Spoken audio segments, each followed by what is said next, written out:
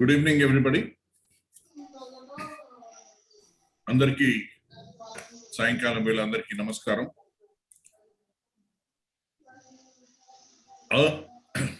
ధరిత్రి దినం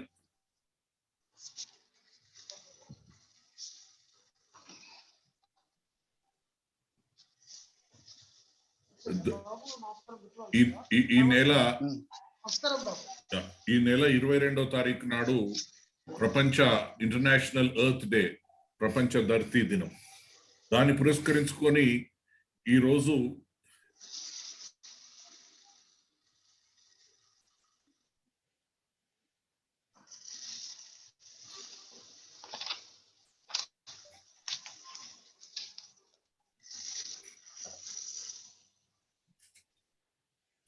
ఈ కార్యక్రమాన్ని ఏర్పాటు చేసుకోవడం జరిగింది. అంటే దీంట్లో I take the pleasure of introducing one of my good friends, Swati Mishra, and I also thank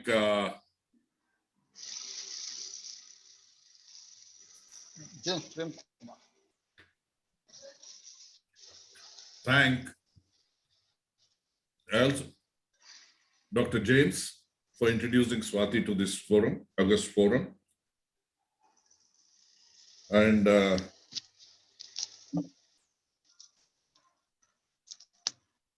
so Swati has taken a lot of pain to do a presentation here. Mostly, and the presentation will be in English, as she is not aware of.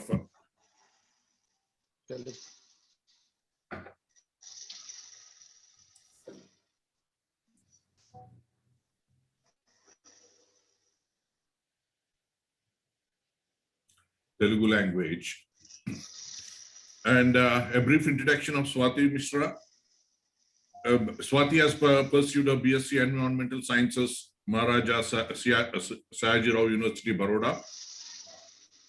MSc Environment Management, Forest Research University, Dehradun.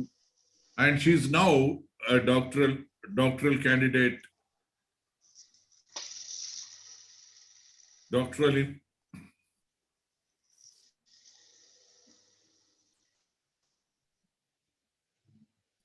of Woodlands Institute of Wood Science and Technology, Bangalore. She worked as a chemist in Atul Limited, environment chemist in Atul Limited. Yes.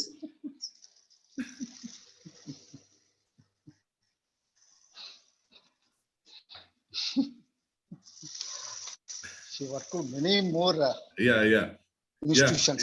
Yeah. She's an upcoming environment leader from India. I have no doubt in expressing that.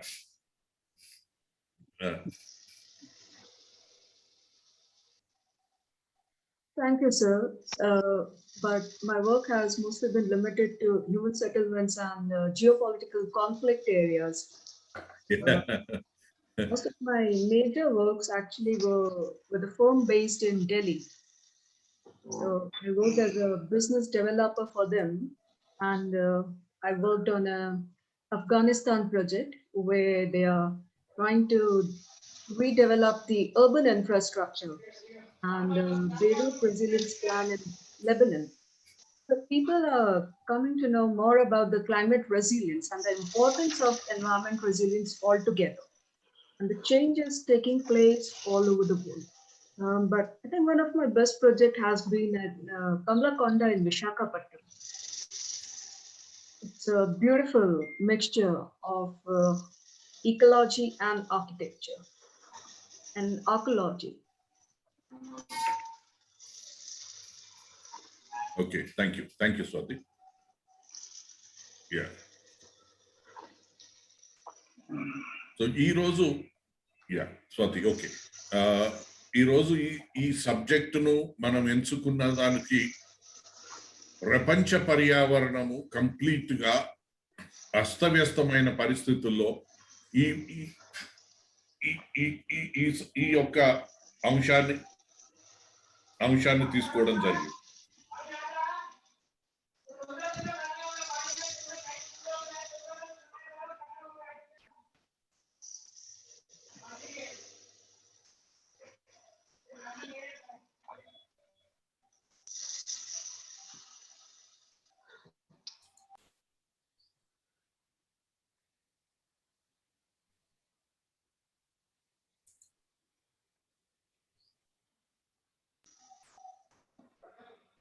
Somebody is talking somewhere. Everybody is muted. Yeah, okay.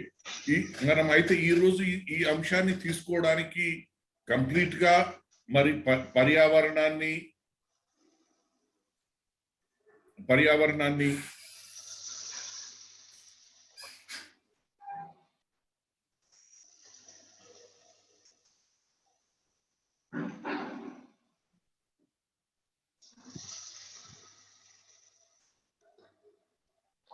ఒక వస్తువుగా చూసి ఇవాళ corporates complete గా పర్యావరణాన్ని దెబ్బతీసి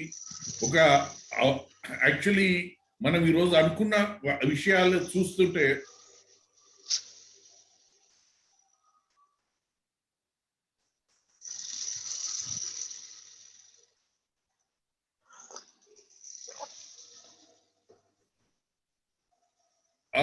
ఈరోజు ఎంత అస్తవ్యస్తంగా అగమ్య గోచరంగా ఉందంటే ఇక్కడ మనము మార్క్స్ కనుక గుర్తు చేసుకుంటే what marks said is each according to his necessities and each according to his capacities. మనము మరి ఈ పర్యావరణాన్ని ఎందుకు ఎంత దోస్తున్నాము,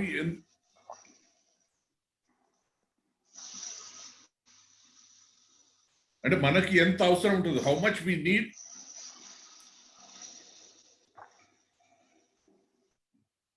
ఈ దోపికాన్ని ఎట్లా ఆపాలి? we have to take that much and we have to leave the rest of the environment or the natural resources to the next generations. అసలు ఈ జనరేషన్స్ కు సరిపోయేంత ఇక్కడే మొత్తం ధరిత్రిని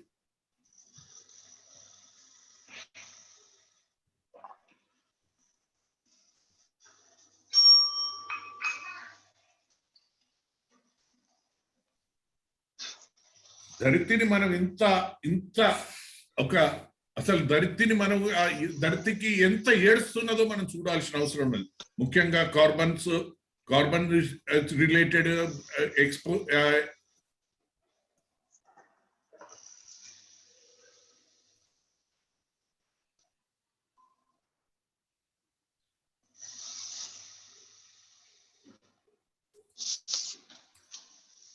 ఇంత మనం చేస్తున్న ఈ సందర్భంలో మనం ఈ రోజు ఈ అంశాన్ని ఎంచుకోవడం, తెలంగాణ జనవేదిక ప్రతి ఆదివారం ఒక కొత్త అంశాన్ని తీసుకొని ఆ అంశంపై చర్చ చేయడము, ఆ చర్చలో భాగంగానే ఈరోజు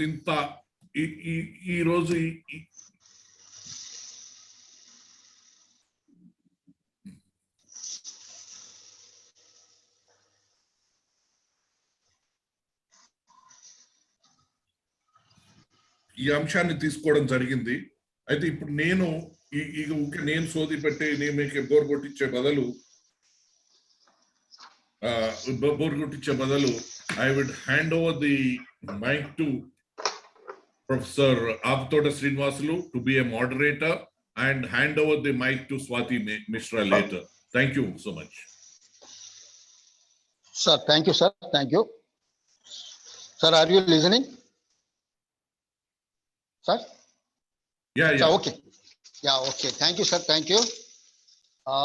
Telangana Jana Vedika Zoom online meeting కు విచ్చేసినటువంటి స్వాతి మిశ్రా గారికి మరియు వేదిక సభ్యులు మిత్రులు అందరికీ నా సాయంకాల నమస్కారాలు తెలియజేసుకుంటూ, ఇవాళ అసలు వాస్తవానికి చాలా ఇంపార్టెంట్ అయినటువంటి సబ్జెక్టు. మేజర్గా ప్రపంచ ధరిత్రి దినోత్సవం అంటే భూమి దినోత్సవాన్ని మనం జరుపుకున్నటువంటి ఈ సందర్భం లోపల అసలు ఇవాళ ప్రపంచం లోపల పర్యావరణం ఎలా ఉంది, భారతదేశంలో పరిస్థితి ఏంది, తెలంగాణ ఆంధ్రప్రదేశ్లో కూడా ఏ రకమైనటువంటి పర్యావరణ లేదా విషయాల మీద ఏ మేరకు అవగాహన కలిగి ఉన్నాం, మనం ఈ భూమిని కాపాడుతున్నామా లేదా వినాశనం చేస్తున్నామా అనేటువంటిది కూడా, ఈ పర్యావరణాన్ని ఏ రకంగా రక్షిస్తున్నాం, ఏ రకంగా వినాశనం చేస్తున్నాం అనేటివి కూడా మనము ఇవాళ చర్చించుకోవాల్సినటువంటి ముఖ్యమైనటువంటి అంశంగానే నేను భావిస్తున్నాను. అందుకే ఇవాళ చాలా మంచి టాపిక్లు మనం సెలెక్ట్ చేసుకున్నాం. ఎందుకంటే సుస్థిర భావన, పర్యావరణ పునఃసృష్టి అంటే మళ్ళీ తిరిగి ఎలా మనము పర్యావరణాన్ని సరి అయినటువంటి పద్ధతిలో గతంలో ఉండేటువంటి పర్యావరణ ఎలాగైతే ఉందో ఇప్పుడు తీసుకురాగలమా అనేటువంటిది కూడా మనం చర్చించుకుంటున్నామంటే చాలా గొప్ప విషయం ఇది. ఇంతవరకు ఈ కాన్సెప్ట్ అంటే పర్యావరణాన్ని పునఃసృష్టి ఎట్లా చేయాలి అనేటువంటి ఆలోచన విధానమే చాలా మేరకు ఎక్కడ కూడా ఈ భావన రాలేదు, ఈ కాన్సెప్ట్ ఎక్కడ కూడా తీసుకురాలి. కానీ మొట్టమొదటిసారిగా తెలంగాణ జన వేదిక తీసుకురావడం అనేటువంటి గొప్ప విషయంగా నేను భావిస్తూనే, ముందుగా ఇక్కడ మనం సస్టైనబుల్ డెవలప్మెంట్ అంటున్నాం, సుస్థిర అభివృద్ధి అంటున్నాం. సుస్థిర అభివృద్ధి అంటే అభివృద్ధికి సుస్థిర అభివృద్ధికి చాలా తేడా ఉంటుంది. ఇక్కడ అభివృద్ధి సుస్థిర అభివృద్ధికి చాలా తేడాను కనుక మనం గమనించినట్లయితే, అభివృద్ధి అనేటువంటిది కొంతమందికి అంటే ఫర్ ఎగ్జాంపుల్ ఒక ప్రాజెక్టు నిర్మించడం అనేటువంటిది ఒక అభివృద్ధి అయితే, అది ఎవరికి అభివృద్ధి? ఒక పారిశ్రామికవేత్తకు, లేదా ఒక ఎలక్ట్రానిక్ లేదా ఒక విద్యుత్ శక్తి కరెంటు పుట్టించేటువంటి ఒక ప్రాజెక్టు నిర్మించినట్టయితే ఆ యొక్క పారిశ్రామికవేత్తకు అది అభివృద్ధిగా కనబడుతుంది. కానీ అక్కడ ఉండేటువంటి ఆ ప్రాజెక్టు భూభాగంలో ఉండేటువంటి నిర్వాసితులు ఎవరైతే ఉంటారో, అంటే అక్కడ భూమి కోల్పోయిన వారు, వన సంపద కోల్పోయిన వారు, వన్య మృగాలను కోల్పోయిన వారు, నీట మునిగిన వారు, తర్వాత వాళ్ళ యొక్క సంస్కృతి సాంప్రదాయాలు నాశనం అయిపోతుంటే వాళ్లకు దీన్ని వినాశనంగా చూసేటువంటి పరిస్థితి. కాబట్టి దీన్ని మనము వాళ్ళు అభివృద్ధి వైపుగా వాళ్ళు చూడరు. కేవలం ఒక పారిశ్రామికవేత్తలు మాత్రమే, ఒక ఉన్నత వర్గాలు లేదా డబ్బున్నటువంటి కాంట్రాక్టర్లు మాత్రమే దాన్ని అభివృద్ధిగా చూడడానికి అవకాశం ఉంటుంది. అసలు అభివృద్ధి అనేటువంటిది మనము సింపుల్ గా చెప్పుకోవాలంటే మనిషికి లేదా అంటే భారతదేశంలో మనం చూసినట్టయితే మనిషి యొక్క తలసరి ఆదాయం లేదా జాతీయ ఆదాయం, మెరుగైనటువంటి రోడ్లు, అదేవిధంగా ఆనకట్టలు, పరిశ్రమలు, భవనాలు, విద్య, వైద్యము, అక్షరాస్యత వంటి వాటిని అభివృద్ధిని మాత్రమే అభివృద్ధి అంటారు. అంటే ఇది అభివృద్ధి అనేటువంటిది పరిపూర్ణ అభివృద్ధిగా ఉండాలి తప్ప పర్యావరణ పరిరక్షణ ప్రజల ఆమోదంగా ఉన్నదాన్ని మాత్రమే అభివృద్ధి అనడానికి అవకాశం ఉంది. ముఖ్యంగా మనకి ఈ మధ్య కాలం లోపల మానవులు అభివృద్ధిని ఎలా వినాశనం చేస్తున్నారంటే, అడవులను నరికివేయడం, కొండలను గుట్టలను మొత్తంగా పగలగొట్టేసి గ్రానైట్ వ్యాపారం పెద్ద ఎత్తున చేస్తున్నాం. అదే విధంగా నేల కోత పెట్టి ఇసుకను పెద్ద ఎత్తున దోపిడీ చేస్తూ అక్కడ నీటి నిల్వ లేకుండా చేస్తున్నాం. పురుగుల మందులను, వ్యవసాయ రంగానికి పురుగుల మందులను పెద్ద ఎత్తున వాడడం అనేటువంటిది జరుగుతుంది. అదే విధంగా రసాయన మందులను వాడుతున్నాం, కాలుష్యాన్ని పెద్ద ఎత్తున వెదజల్లుతున్నాం. ఈ యొక్క పచ్చిక బయలు లేకుండా మనం తగ్గిస్తున్నాం. పారిశ్రామిక వ్యర్థాలను విపరీతంగా ఈ భూమి మీదకి రావడం అనేటువంటి జరుగుతుంది. ఇది అన్ని కూడా మానవ తప్పిదాల వల్లనే జరుగుతున్నాయి. కాబట్టి భూమిని ఒక రకంగా చెప్పాలంటే మానవులు అంతా కూడా ఒక రకంగా రేప్ చేస్తున్నారని చెప్పడంలో ఏమాత్రం సందేహం లేదు. కాబట్టి ఇవాళ భూమి విచ్చలవిడిగా దోపిడీ చేస్తూ, అన్యాయం చేస్తూ, గుట్టలను, చెట్లను, అడవులను నరికేస్తూ ఈ యొక్క ప్రకృతిని వినాశనం చేసేది మానవుడే ప్రధానమైనటువంటి కారకుడు. కాబట్టి ఇవాళ అదే మానవుడు ఈ యొక్క ప్రకృతిని పునర్నిర్మించవలసినటువంటి అవసరం ఉందని చెప్పేసి నేను భావిస్తూ ఈ అంశం మీద ఇప్పుడు ఇంతకుముందే మన యొక్క కన్వీనర్ గారు శ్రీ రాము గారు ఇప్పుడే ఇంతకుముందే చెప్పారు. శ్రీ మిశ్రా స్వాతి ఆనంద్ గారు, వారు బిఎస్సి ఎన్విరాన్మెంటల్ సైన్స్ బరోడాలో చేశారు. అదే విధంగా ఎంఎస్సి ఎన్విరాన్మెంటల్ మేనేజ్మెంట్ డెహ్రాడూన్ లో చేశారు. వారు ఇప్పుడు ప్రస్తుతం పిహెచ్డి క్యాండిడేట్, అంటే she is doing PhD institute of wood science and technology బెంగళూరులో వాళ్ళు చేస్తున్నారు. వీరు అనేక సంస్థల్లో పనిచేస్తున్నారు. ప్రస్తుతం కూడా వీరు అనేకమైనటువంటి నేషనల్, ఇంటర్నేషనల్ లో అనేకమైనటువంటి వ్యాసాలు కూడా రాయడం జరిగింది. వీరు పర్యావరణానికి సంబంధించినటువంటి అనేక వ్యాసాలు రాయడం జరిగింది. వీరు కంప్లీట్ పిహెచ్డి అంతా కూడానే ఇప్పుడు పర్యావరణం మీద, కాబట్టి వీరు ఈ అంశం మీద మాట్లాడతారని తెలియజేస్తుంటూ I call upon Shri Swati Mishra garu. Swati madam, please. Thank you, sir. Thank you Yeah, for this please. wonderful opportunity to allow me to present on sustainable development on TJV. So I would like to share a presentation. Want a screen share? Yeah, okay. Um, You want a screen share, Swati? Yes, sir. I want to screen share. Yeah, okay.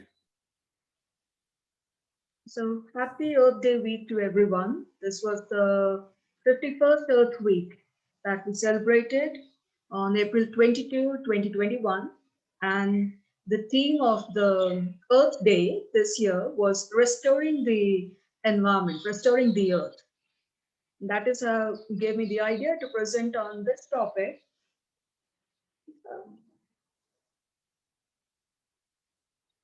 I have a brief talk about it, not anything very deep, but something that is prevalent to our society, a brief talk, but definitely brings something new on the plate.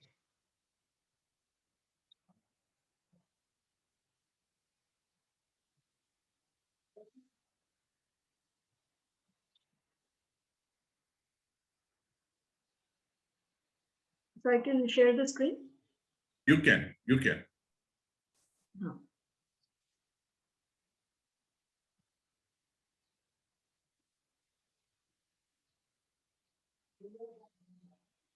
Yeah, so it's about conceptualizing sustainability, the key to restoring Earth.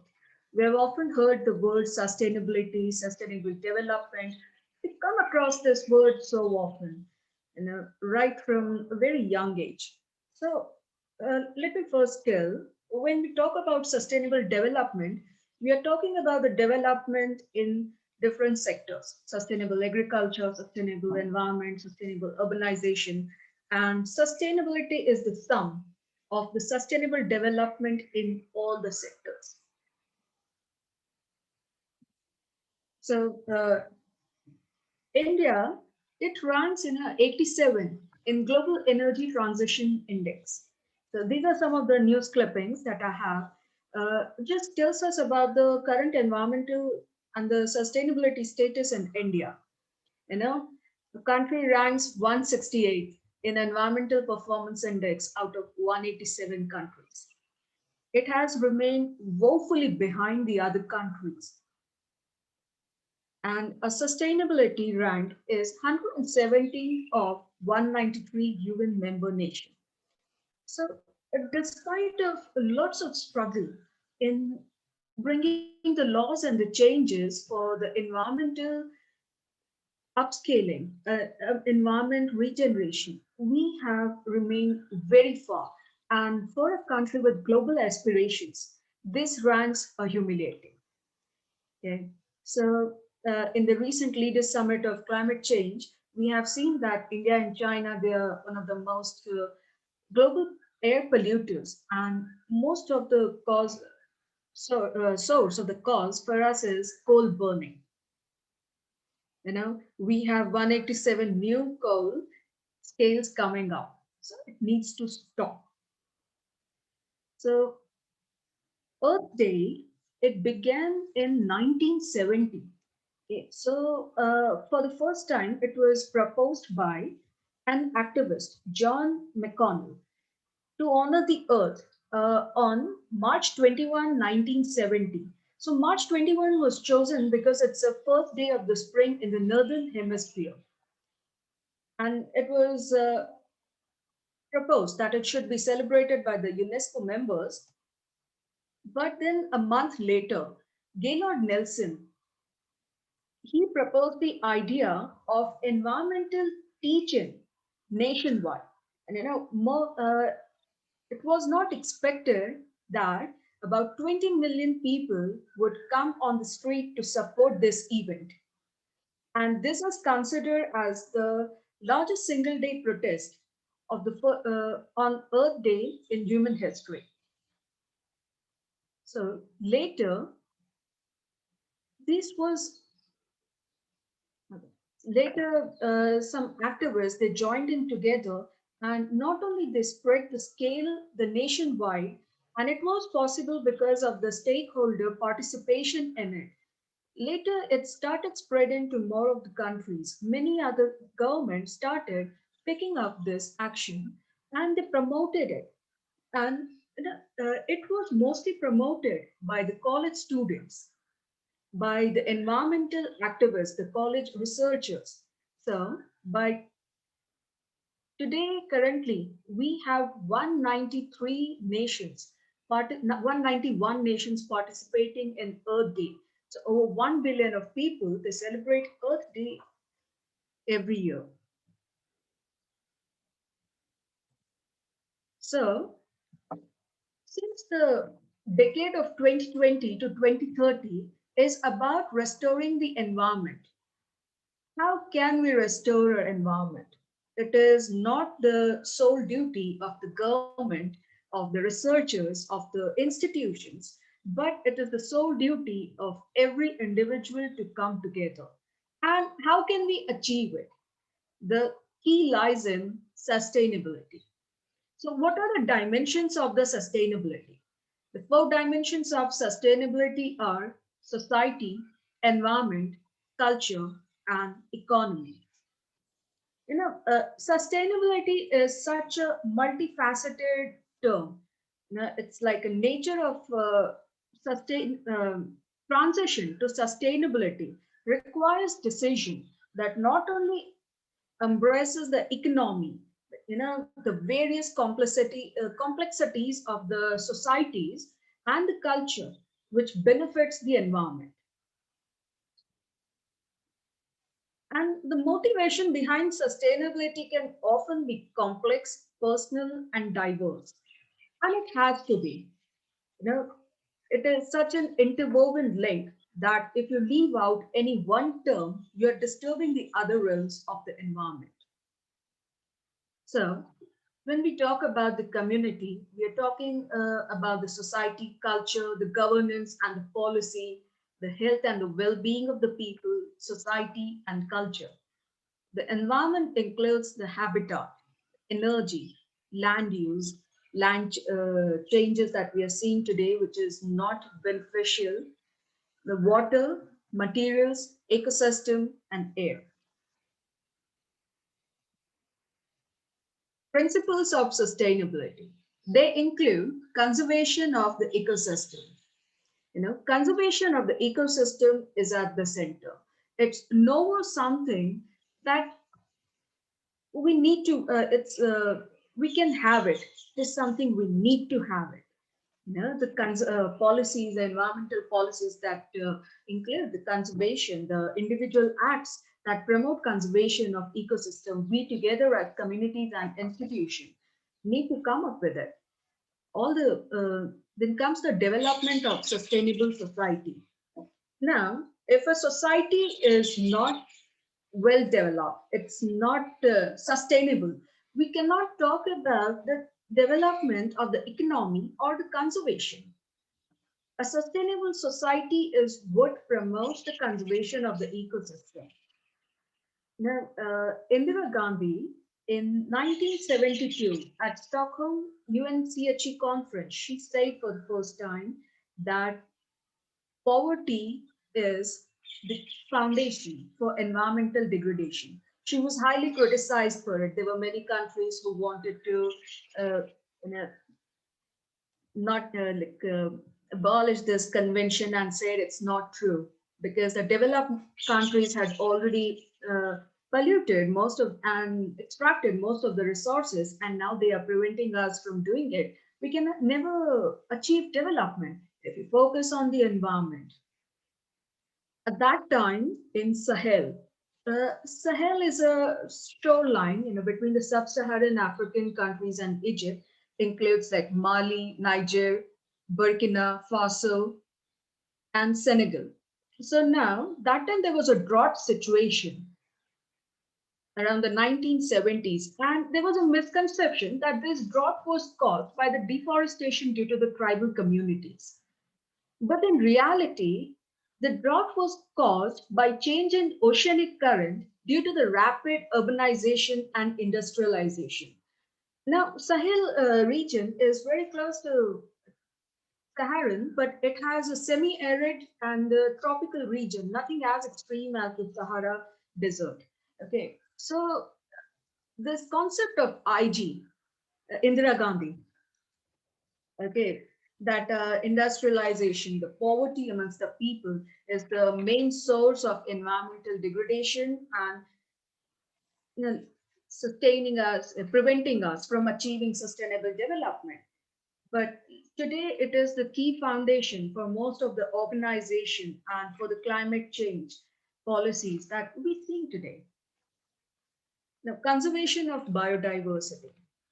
India has a few pockets of mega biodiversity, which is at risk because of the many upcoming projects.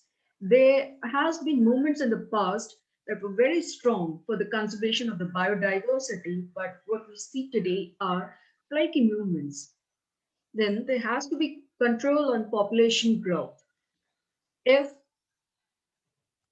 the population density exceeds the available space for the humans, it results in the degradation of the environment, and we cannot achieve development of the country.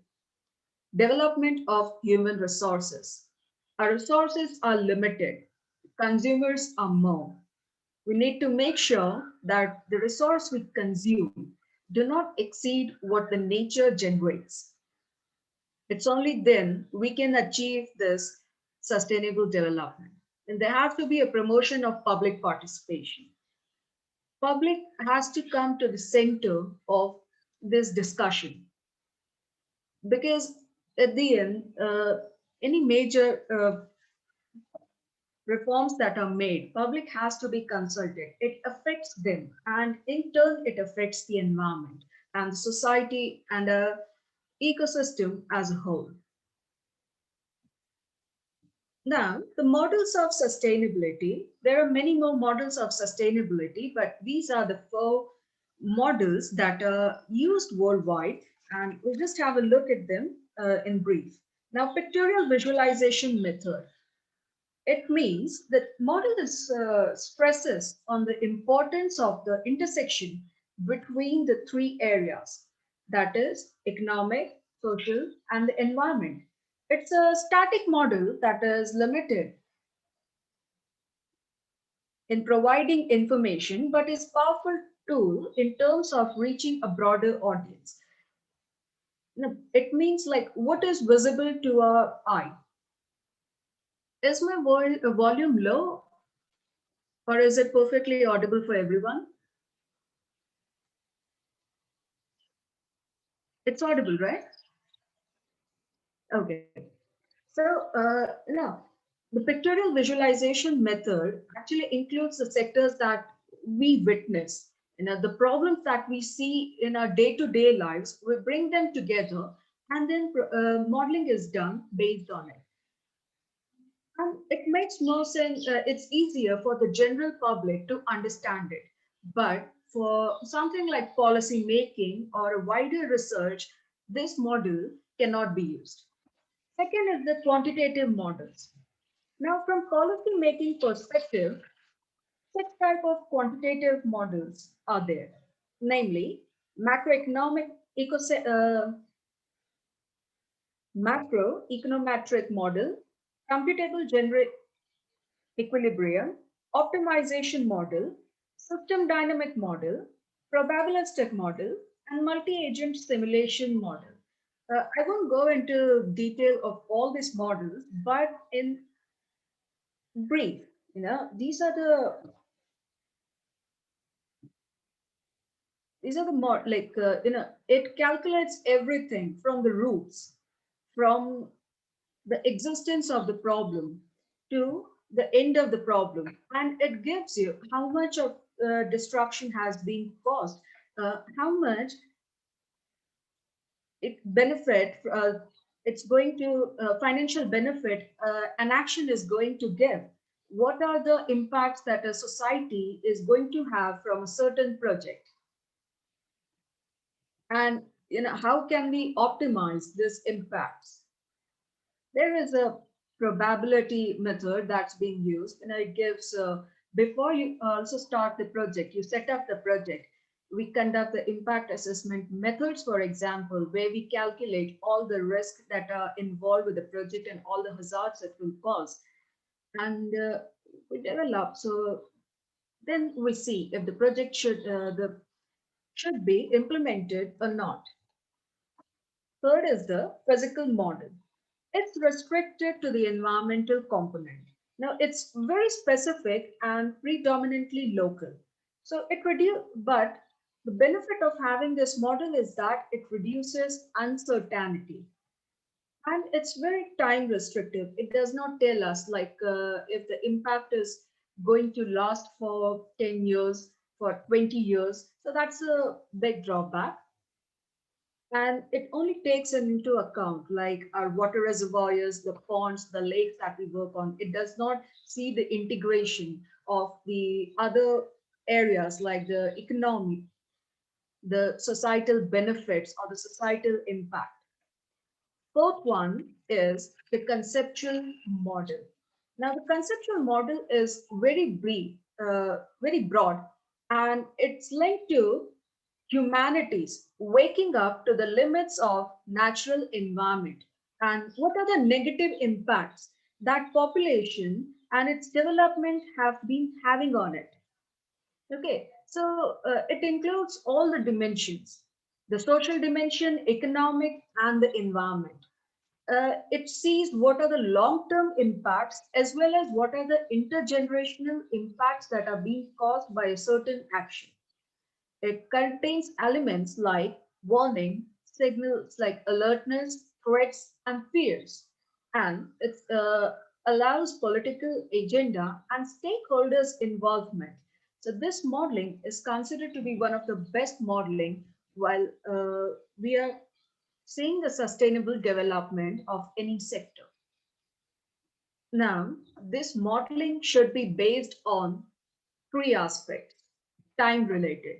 It should tell us what is the purpose of the project, for how long it's going to be there, and what are the benefits or impacts it's going to cause for what term period. Then the place related. Now, if a project is set in an eco-sensitive zone, that is not advisable. Or if it's set in a coastal regulation zone, it's not advisable. It helps us uh, to see find a proper place where an action should be taking place. And any industry um, should not be placed in an eco-sensitive zone. And third is the scale related. Now, for example, if a shrimp farming is being set up in Vishakhapatnam and it is of small scale, it can be allowed. But if it's something of wider scale, then it cannot be allowed. It has to be done somewhere far from the coastal area and needs proper regulation and zonation.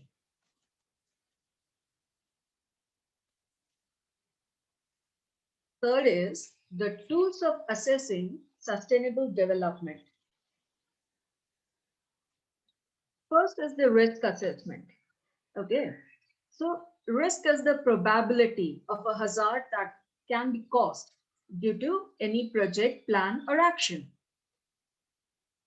A risk assessment tool can be qualitative, quantitative, generic, site-specific, or dynamic. When we're talking of tools, these are some of the softwares that are developed by various institutes where they can feed in the data and then we can generate the risk that is being imposed by any plan.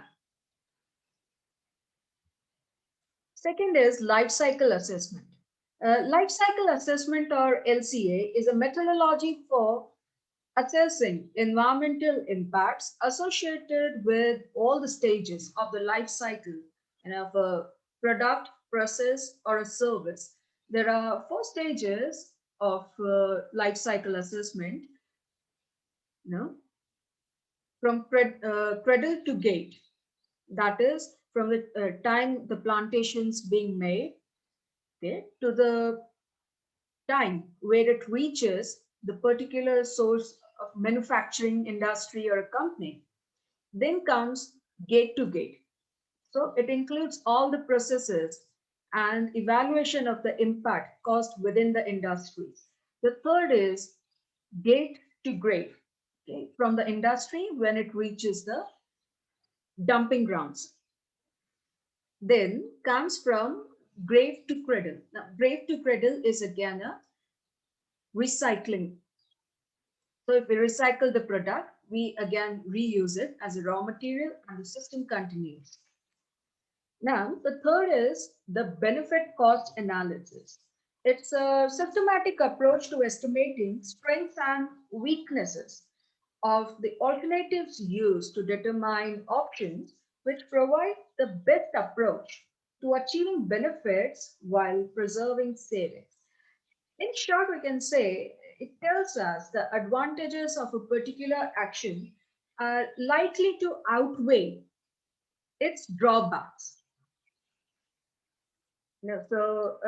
We have lots of national projects that are being set up, and sometimes it requires clearing of land or shifting of the communities from one place to another.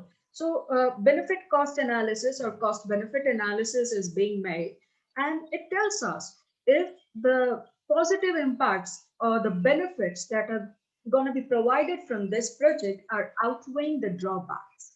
And if it does, the project is given a green light, and it's also put under clean development mechanism most of the times. And so for that, the analysis, benefit cost analysis software is used. Fourth comes the ecosystem analysis. Now, the ecosystem analysis has a rich, detailed series of inputs and outputs of energy and matter. That is basically the energy that, like coal, the renewable source energy, or the raw materials from the natural sources that we're using. And it has a, so how are we using it? It tells us more about it. Everything that is derived from the natural sources are not always sustainable. For example, if we are generating about 5 kg tons of wood per year, and if we are using more than 10 kg tons of wood per year, it's not sustainable despite of being coming it from a natural resource. The point lies in using it judiciously.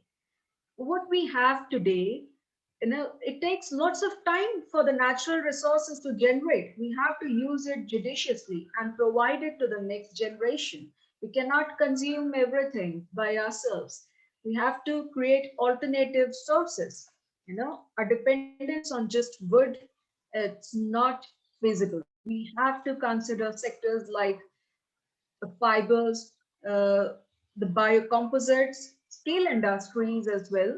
We have to go for other alternatives like wood plastic composite, mixing wood and plastic together. So the existing plastic waste can be reutilized and we get a better component. Now, ecosystem analysis is a mix of biogeochemistry, ecophysiology, and meteorology that emphasizes the circulation, the transformation and accumulation of energy and matter through medium of living things and their activities. So even like how much of water is evaporated from the oceans and how much is precipitated, that can be analyzed through the ecosystem analysis software. Then comes the integrated assessment models. Now it's a scientific modeling that links main features of society and economy with biospheres and atmosphere into one modeling. So like we see the risk assessment that we are doing it differently for the industries, for the environment, for even the ecosystem analysis that pertains to the environment. Integrated assessment modeling, on the other hand, that combines all the realms together into one modeling. The goal is to make informed policy making, and it's usually in the context of climate change. So they include energy systems, land use, land change, agriculture, infrastructure, conflict, governance, technology, education, health, and many more aspects. Sixth is sustainability impact assessment. First, what is a sustainable impact? Sustainable impact uh, is to ensure that the positive impact of the project is carried on even after the project has ended. So the purpose of any project that is set up, it should not be until it's there and then it's going to create some negative impact. So the positive impacts of these projects should continue even after the project period has ended. That is a sustainable impact. So sustainability impact assessment is mostly measured through corporate reporting. So the corporates, they prepare a report on their sustainable use, how they have managed to achieve the sustainability through reduction in the energy consumption, in using the papers wisely, you know, or you know, LEED or the Griha markings that are given. So also through triple bottom line accounting. Triple bottom line accounting is nothing but the impact that is caused to the society and the environment as well through the economic development projects. Then quality of governance. The government laws, actions, they play a very important role in achieving sustainability. Sometimes the economic development that are proposed by the government, they overlook the importance of the habitats and the biodiversity. For example, the region recently has been the talk. And previously also, if we look at the forest corridor in Assam, where the railway tracks pass through it, it was the habitat of the elephants were not considered before proposing this project. And today, as a result, the elephants die unfortunate death. The horrible death is witnessed most of the times in these railway tracks while they are crossing these forest corridors.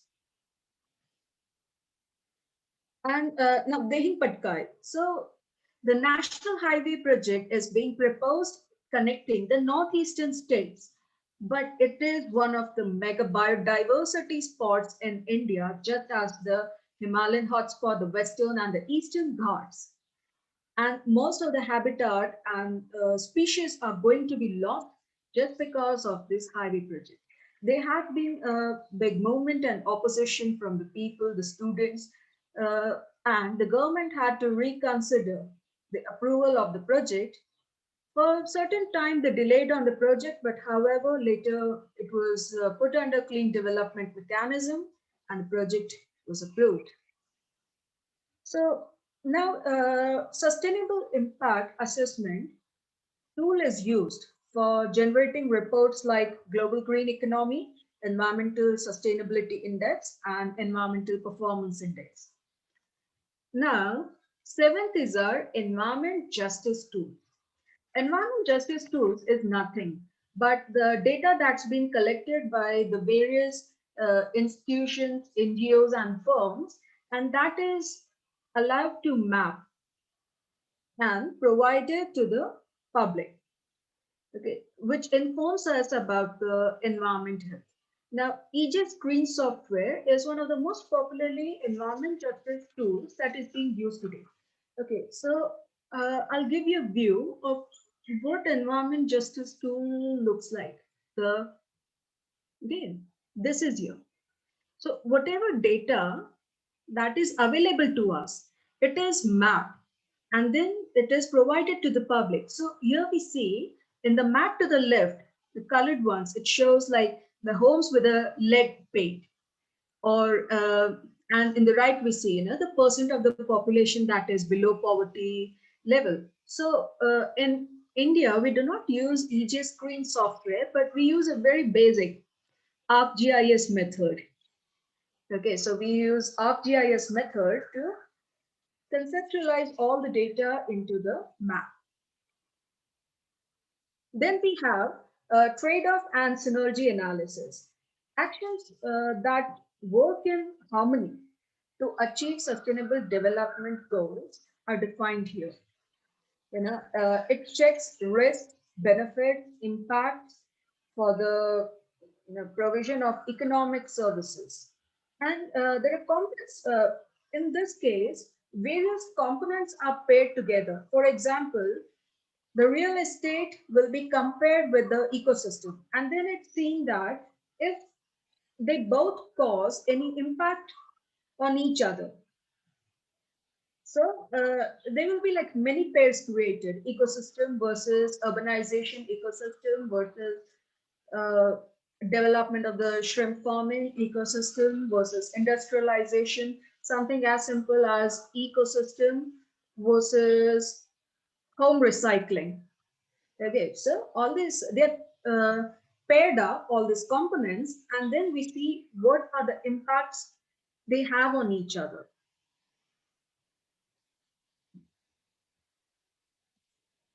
Okay, so what are India's sustainability goals? So, wait, let me. Okay, so there are 17 sustainability goals for India. The ones that are marked in red are the major challenges that are still remain to enact on. The one in the orange, there are still significant challenges that we still haven't achieved. Yellow are the ones challenges remain, and the green shows the SDG goal achieved. So the only one in green we see is the climate action. Okay, so uh, India, despite being one of the most vulnerable countries to climate change, it says that it shows in green that our SDG for climate action has been achieved because the actions that we propose, the targets we propose, are not enough.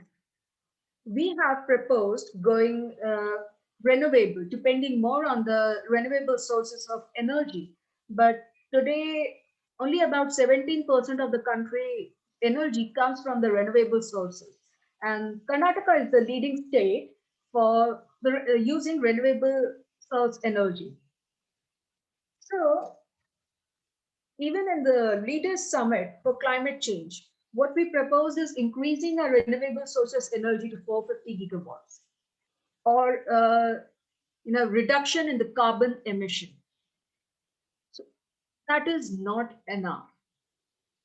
No, it is much more than that. The climate change does not just occur because of the increase in the carbon, the degradation, the destruction of the forest, which are definitely important. But then there are many other causes that cause the climate change.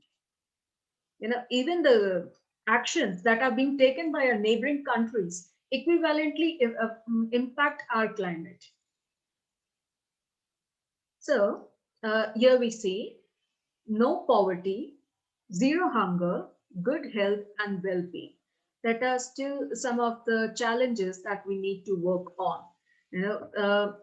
If the health infrastructure or if the economy of the country is not improved, you cannot expect these common people to think about the green actions, taking up the green approach, because they are expensive. It's expensive to go green. It's not something that can be taken up by everyone, every class of the societies. Quality education. Education has to be emphasized more on, and it should not be just about literacy, where we are taught the basic, but our education quality and has to come up on many levels. It should also include eco schools, not just eco schools, but something that exposes us more to the adversities, the problems of today. Gender equality. Now, gender equality in terms of the environment, today more women are participating in the restoration and the conservation of environment. They are the forerunners. They are in the front of the line when it comes to restoration of the environment, but they are not credited enough, you know. So there is this thing that women, they are considered as one of the major components of environmental education and awareness when it comes, you know, to environmental protection, clean water and sanitation. You know, our groundwater tables are decreasing, our rivers are being polluted, we are having major water conflicts. That doesn't allow us to use the resources that exist with us today efficiently. You know, the Ganges, that is considered as the holy water, today is compared, you know, with the urinals. They say it's one of the dirtiest places today. So, despite of the major investment going for the cleanliness of the water bodies and the lakes, we are not able to achieve the goals because we are not curbing the sources. We are not stopping the sources that are polluting these water bodies. Then comes decent work and economic growth. Now, if you don't have enough for your survival, you can't care about being sustainable about the environment or about the society. So then it is industry, innovation, and infrastructure. Now, industrialization is one of the major backbones of the nation. Nation cannot develop without the industries, but that does not give an access to an industry to pollute the resource, to overuse the resources or pollute the environment or deplete the society of the basic needs. You know, when an industry is set up, it has to be seen that they provide employment, they do not degrade the quality of life for the society, the wastes are not being thrown into the water bodies, or the smoke is not emitted into the atmosphere. So there is a big need for infrastructure, but it needs to come up with a structure. There has to be a good structure and design, you know, for these industries. Now, sustainable cities and communities. Now, urbanization has been criticized over a long period of time, saying they are the major polluters for the environment. It is true. Urbanization, whereas, is not a bad concept, and planned urbanization is. What India needs today is a sensible urban planning. You know, we cannot just have the real estate boom go unplanned. It needs to slow down. There has to be a design, a plan needs to be created before this structure develops, before they are set up. You know, there has to be a body that takes care of all these things before the structure are developed, about their architecture, about the design, about the drainage and the sanitation, about you know, the indoor environmental quality, about the substances that are being used. Then comes life below water, life in land. Life on land, okay, here are some of the pictures I have from my Rameshwaram visit. So we know corals, they are one of the major ecosystem of life below water. And we have about, here is a map, it tells us about the coral distribution in India. We have in Gulf of Kutch, Lakshadweep, in Gulf of Mannar, in Andaman Islands, and here somewhere in the central. Okay, so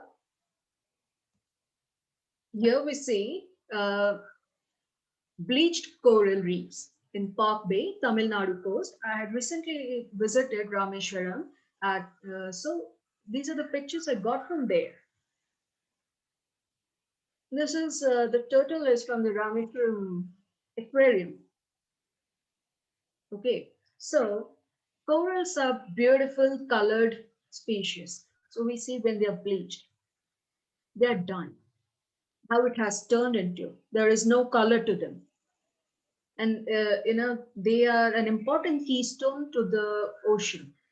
If destroyed, they can just unbalance the entire ecosystem. If the keystone species are destroyed, it damages a lot of the species and the habitat. So the balance has to be maintained. The balance is something very important. The other keystone species that we see are olive ridleys in Vishakhapatnam. Okay, olive ridleys were facing lots of troubles in most of the shores, east shores of India. That is where we see them. From Odisha, Andhra, Telangana, Tamil Nadu. So these are most of the places where we find olive ridley turtles. And 2 years ago, about 70,000 turtle nests were found in the coast of Odisha and Vishakhapatnam. It was expected that during the pandemic, it would be much more, but that did not happen. It was much less. But it's a good sign that these coasts are taking care of their environment very well and providing a protected habitat for the olive ridleys to come back. We have these are the pics somewhere from 2009 from Gir in Gujarat. So the population of the lions in Gir is increasing, but the space for them is not.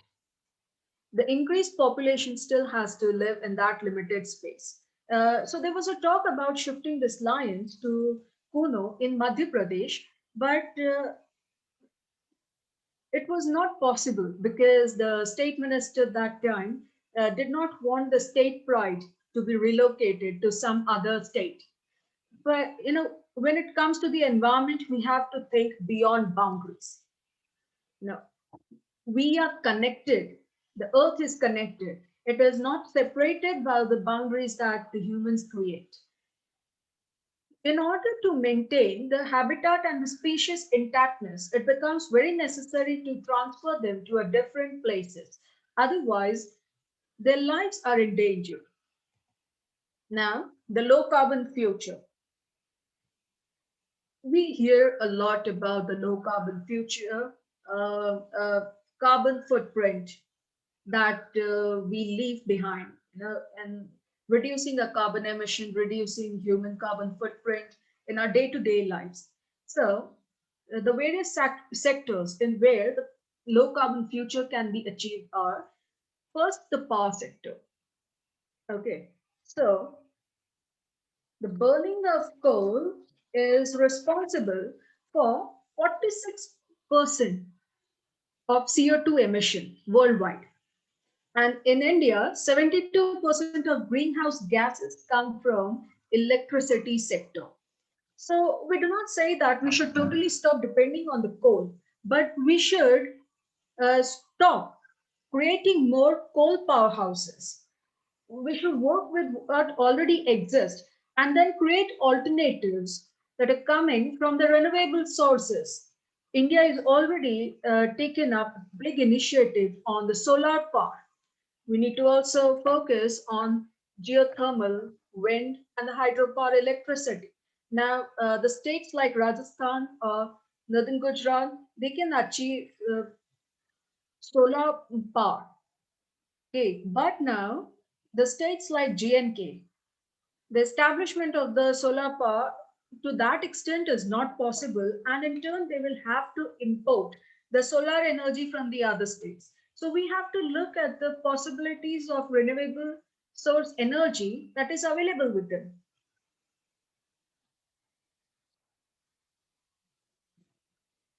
Now we see the real estate. The real estate is one of the major energy consumers today. Now, if just we take an example of a corporate firm, how much of energy that is being used? It's quite huge. Just if they are working 24 hours and they are not using the sustainable energies, the impact that they are causing is quite vast.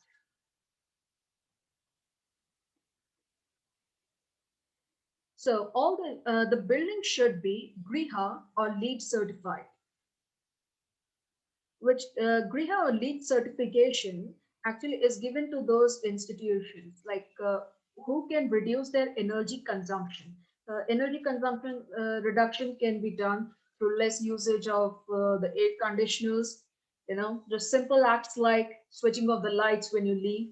So we see the energy sensors coming up, the electricity sensors, the water sensors, they are coming up instead of the switches. Then comes lifestyle. Lifestyle, it includes our farm to table, so that is what we consume, or a fashion industries. Okay, so you know the degree of 6 degree of separation notion today is not just limited to our friends or families. We get separated, there is anxiety, but today it also uh, is applied to the brands that we are using. If we are asked to give up certain brands, certain products, it's not possible for us. We are so used to them. Okay. So now if we are using some imported brands that has larger carbon footprint and freight transportation, global logistic indexes increased. Okay. So there has to be a dependence more on local goods. You know, um, Then comes agriculture. Now, we have widely heard uh, go green, organic products, organic farming. Okay. But just for a land to be converted into organic land is a big investment and is very expensive. For that, a farmer has to regenerate the soil, create the soil that is free of chemicals, does not have pesticides, insecticides, or any sort of chemical fertilizer. That takes time and money. So, mostly the richer people or the richer farmers, they are going practicing organic farming. So we are taking our products from this richer farmers, and there is a disparity created again amongst the richer and the poorer. So instead of this richer corporates practicing, by purchasing an organic land and practicing the organic business, they should be investing into the land of the poorer farmers, into creating it organic. Then comes the urbanization and industrialization. So our urban and industrial policies need to change. Today, the industries, they're polluting so much more. And when they are fined for polluting the environment, they find it much easier to pay the fine than to install green technologies. So the polluters pay medium has to change. Stricter regulations need to be brought. The national infrastructure projects, as we discussed, the national infrastructure project should develop the economy of the nation, but they should see that no society and the culture is destroyed. The society, the people, they do not suffer from it, and nor should the environment. Now, the IT sector. India is today one of the top IT sectors worldwide, and we are also generating a top 5 generator of IT waste. And we do not have a proper management system to dispose of this waste. They mostly end up in the open dump yards or the landfills that are not covered properly. They are not basically, when a landfill is created, it should first be protected with a cover so that this waste do not leach into the ground and disturb the groundwater environment. What should be our environmental focus? Our environmental focus should be about habitat and species intactness. Okay. Today, less than 3% of habitat remains the same as it was in pre-industrial time. Most of our habitats have been fragmented, infringed, and the species are dying. All today, 80 species of flora and fauna are extinct in India. About 646 are critically endangered. We should also look at the functionality of the ecosystem. The functionality of this ecosystem is much more deep. Mostly our knowledge about the species in depth is very less. So we do not know which are the keystone species. So when the clean development mechanism is passed, the habitat is destroyed, and in process we might lose these keystone species, which disturb the functioning of the environment. Now, waste management. India produces far less waste than any developed countries, but our problem lies in its management. We do not have a proper logistic or route planning for managing the waste. The approach we should take up is recycle, reuse, reduce, and upcycle. We should try to reduce the waste at its source, recycle it, and if possible, reuse it. Upcycling approaches, the recycle waste that is there, it is created of a better quality, that is upcycle. Then comes the green technologies or the green approach. uh, so for example, this one example from Dehradun. There is a Pulton market in Dehradun which is visited daily by thousands of people, and it's barely of a radius 1.5 to 2 kilometers. So the government had said that no vehicles will be allowed inside the market. They will have to park the vehicle and then be on feet inside until there are some physical disabilities that prevent you to do from. So within a week, it was witnessed. There was only a few hundred people in the market. So, we need to take this green approaches. The government is taking initiative, but it cannot curb the development of these communities as well. So we all have to come as equal when it comes to a green approach. Then green technologies. For example, in Kanpur, the leather tanneries had not been using water effluent treatment system. So the government had shut it down. And there was a complaint that an alternative or something should be provided for the poorer entrepreneurs. But eh, these technologies should not come at the price of the environment. They have to be sustainable. Then comes the eco labels. Eco labels, they are something like, it tells you about the impact that it has caused. For example, wood is illegally sourced in India, and we are one of the, I think, second or third in rank when it comes to illegally sourcing wood. So if these woods are the forest products, they are certified. We come to know where we are getting goods from. What are the impacts that it has on the environment? What is the carbon footprint, energy footprint? So just like the label of the nutritional value, it tells us more about the environment protection. Leadership in energy and environmental design, LEED, and green rating for integrated habitat assessment. So these are the certifications that are important for the infrastructure. Then let us have a look at the eco businesses in India. There is Telangana tribal women practicing regenerative farming. Now, regenerative farming is something that has been popularized a lot recently, and the UN has been asking India to practice more of it since causes causes reduction in the carbon emission. So it is said that soil has to be organic and intact, and it stocks carbon in it. So if we don't till it to a greater depth and extent, we can have better producers. So the Telangana tribal women have been practicing this 2013.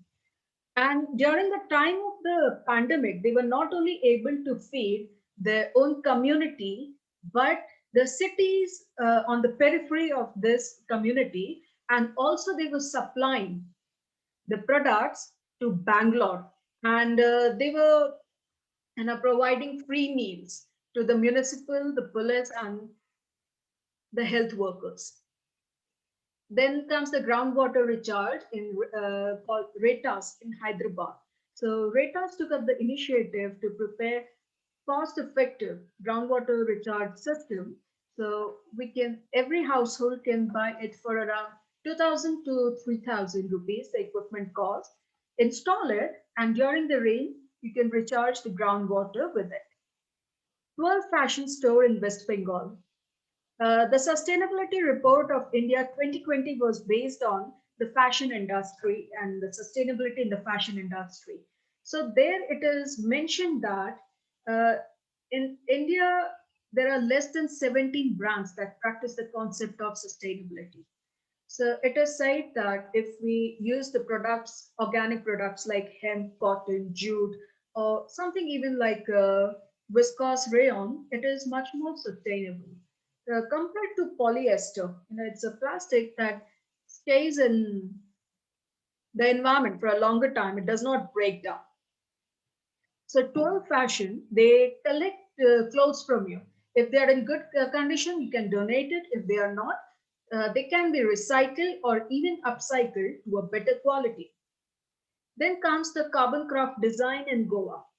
It is an architecture-based company that focuses on proper ventilation, uh, engineering processes that reduces the stress on the earth, and use of better materials that causes carbon reduction.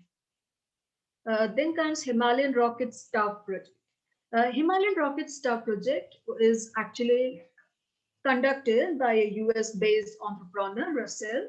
So on his visit here, he saw that India still uses the wooden chips, for burning fire. And today, the wood chips are responsible for 60%, like 60% of the wood goes for fuel burning. It is practiced still in the rural areas, in the hilly areas. So they developed this stove project. So here, if we see, they have two chambers. This is the primary chamber. Okay, just like the same, where the wood is burned, the food is cooked on top of it. And then here, this is the secondary chamber, where the exhaust and the combustion of the smoke is again burned. Okay, so maximum of the combustion is cycled here, and what is released is additional heat. Another eco-business project from Telangana is cocoa trade. Okay, so they do is that they buy the beads from Karnataka, and the cover. So at about 2017, the startup had been set up, and the person was Nitin Chaudhya. He was working in Nature Basket, and he saw that people mostly buy the imported chocolates more than the Indian chocolates. So, with many experiments and going to various chocolate tasters, he found a good recipe for his chocolate. And then the next question for him was sustainability. How did he achieve it? So the wrappers that he make are from plastic-free aluminiums. You see, so these packets, they are plastic-free aluminiums. And then the chocolates are put inside. Okay, so see, this we see, they're put inside a sustainable boxes. And these boxes are made from the fibers of the cocoa beans. Okay, so like when they are using the cocoa beans, whatever fiber is left over, they use it. So the packaging is very low. It generates quite a low waste, and they are one of the most sustainable chocolates available in India. Okay, they are also available in vegan and gluten free for people who are allergic to gluten or are lactose intolerant. Yeah, they also have one of my favorite flavors, filter coffee. So, in conclusion, see, every individual has to come forward to restore the environment. Yeah.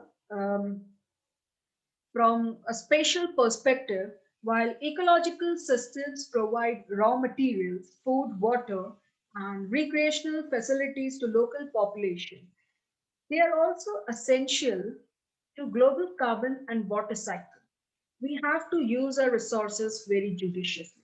You cannot leave your water tap running. Reuse the water. If it's not free of detergent, reuse it. Reuse in the garden, reuse for washing the cars. The corporate and the industries have to take responsibilities for the environment. Uh, Not just the corporates and the industries, but something even like the entertainment and fashion industries. They have to start taking responsibility for the environment. They are using resources in such excess, and they are using and they are polluting the environment much more than we do. The energy consumption and the carbon consumption is high as well. So, when they come to preach about the environment, uh, it's hypocrisy. Okay. So it's like they are leaving a bigger footprint than we do.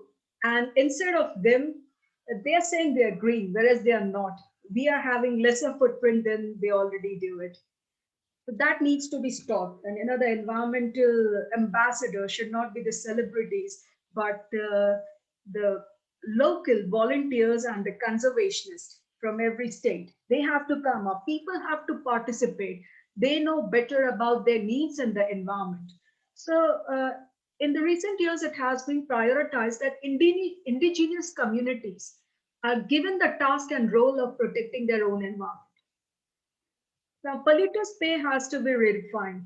Just paying fine is not enough. They have to take bigger action. Then creation of infrastructure with proper structure. Even as an individual, when we are building homes, let's consult an architecture.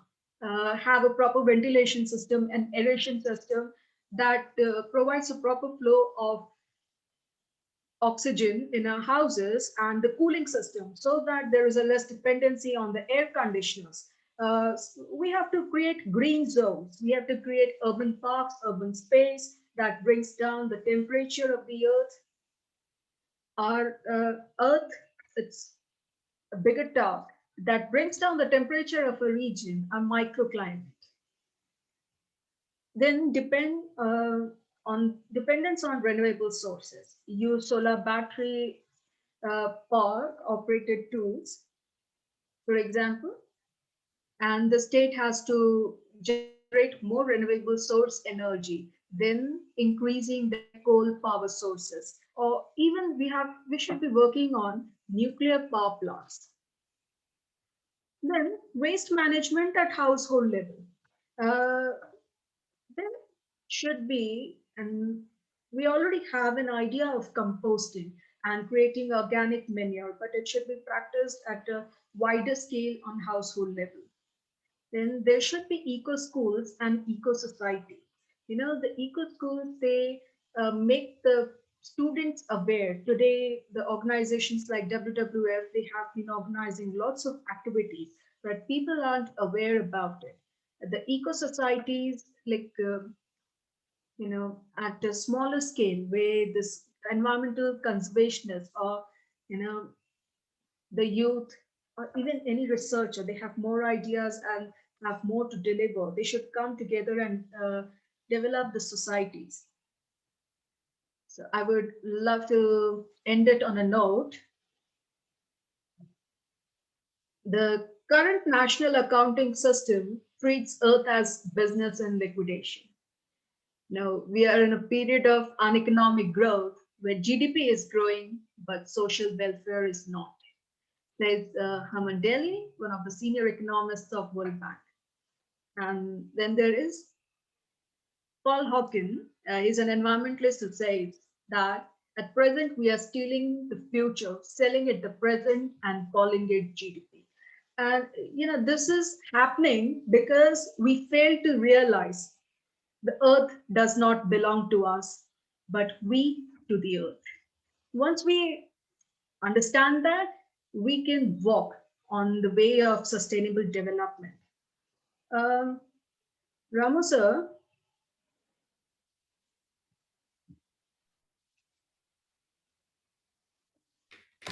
we talked about environmental tool software, environment assessment software.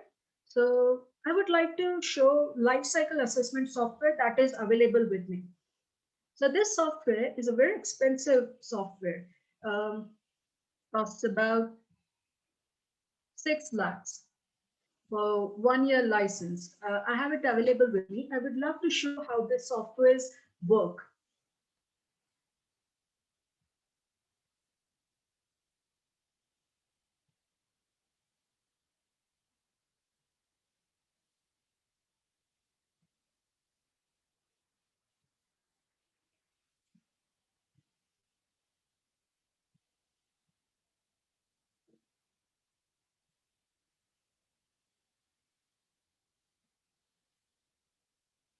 Okay.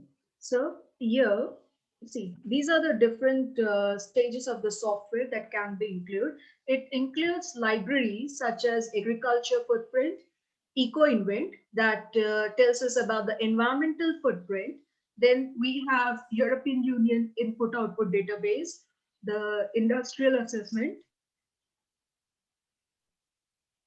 Okay, so these are various libraries that helps us assess whether if it's for agriculture products, for the environment, for the industrial data.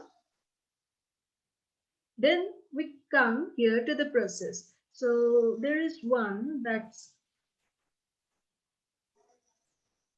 already been worked on. It's about bamboo polymer composite. Okay, so the bamboo and the waste plastic were combined together to form a product. The material, this is a library which gives you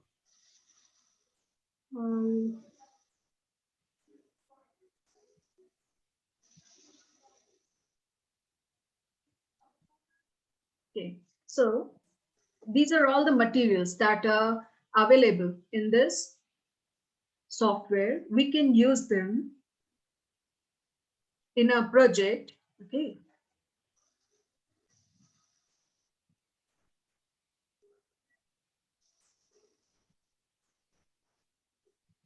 So here we see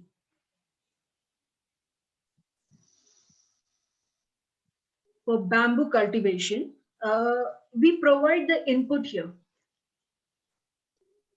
How much water goes into the cultivation of the bamboo, the transformation, what is the energy required by it, okay, what is the moisture, how much goes for the freeze and the cutting. So how much bamboo that is being received. So this is the data that we are putting inside, and then we are seeing like how much energy goes into the cutting and the pulverizing, how much waste is being generated, and then at the end when the bamboo polymer is made, we can analyze the carbon footprint of it.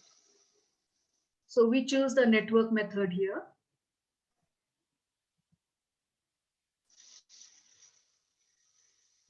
Okay, so we will see for 100 kg of bamboo, what is the carbon footprint?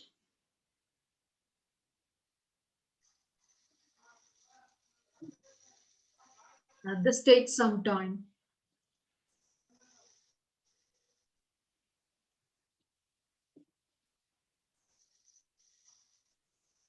So in the meanwhile, if there are any questions, we can take that up. Yeah. Madam, thank you, madam. Thank you. Swati Mishra గారు వారు సుమారుగా 1:10 నిమిషాల సమయం పాటు conceptualisation sustainability restoring environment అనేటువంటి అంశం మీద గంట 10 నిమిషాల సమయం పాటు స్వాతి మిశ్రా గారు లోతైనటువంటి అనాలిసిస్ చేశారు. వారు ముఖ్యంగా పర్యావరణ రక్షించడం కోసము కావలసినటువంటి అనేకమైనటువంటి విషయాలు తెలియజెప్తూనే అడవులను నరికివేయడం, పర్యావరణ కాలుష్యానికి కారణాలు ఏంటి అనేటువంటి విషయాన్ని కూడా వారు చాలా స్పష్టంగా చెప్పారు. ఆర్గానిక్ అగ్రికల్చర్ గురించినటువంటి విషయాలను, ప్లాస్టిక్ నిషేధానికి సంబంధించినటువంటి విషయాలను కూడా వారు తెలియజెప్పారు. వారికి మా తెలంగాణ జనవేదిక తరఫున ప్రత్యేకమైనటువంటి ధన్యవాదాలు మేడం. ఇప్పుడు James Prashanth, James please. James, wait. Unmute yourself. James, yeah. Actually, I wanted to tell you that I think that you were trying to show the software. It was not visible. Yeah, exactly, 100%. Not visible. It didn't come up on the screen. It did not come up on the screen. I wonder if you want to show that again. I just wanted to quickly. Yes. So because it is an important component of the share the screen so that everyone can see the software assessment.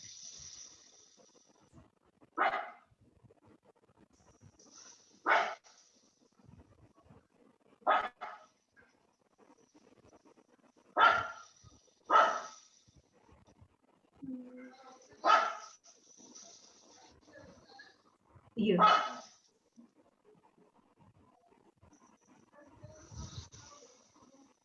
So now for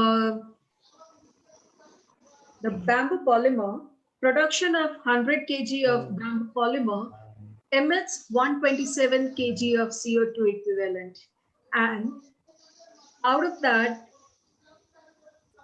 major, it comes from plastic, polypropylene granulate. Okay. So see, even something like the transportation, 20 ton kilometer of the transportation will only emit about less than a kg of CO2. The maximum comes from our plastic. Plastic has to stop. It has to go away. Okay. This is about plastic, but even something like the cultivation of onions.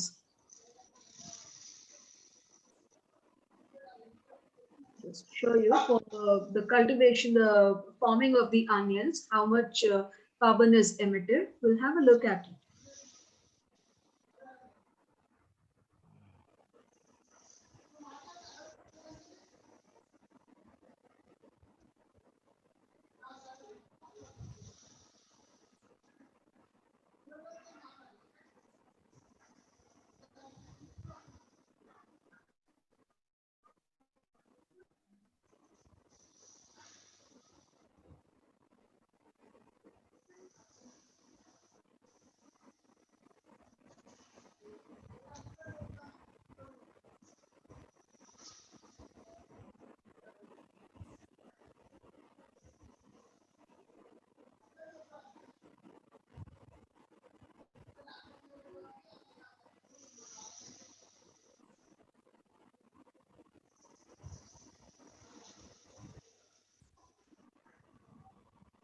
Yeah, there is 100% carbon emission.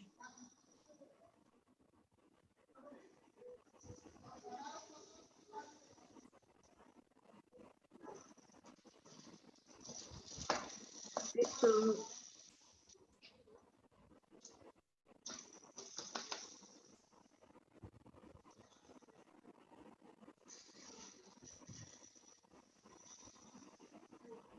so see, these are the substances that even the cultivation of onion takes in from various sources.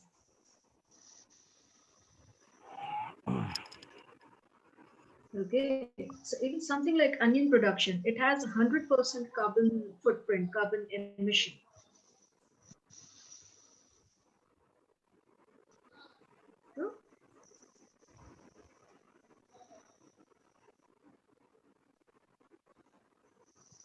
These are like one of the CIMAPRO is one of the most powerful tools.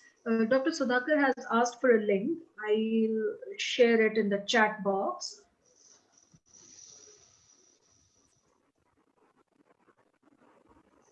So shall I stop sharing if everyone got view of the software?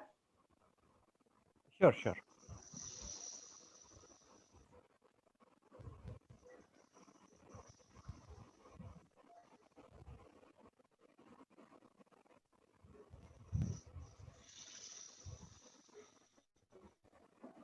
Now, SEMA Pro software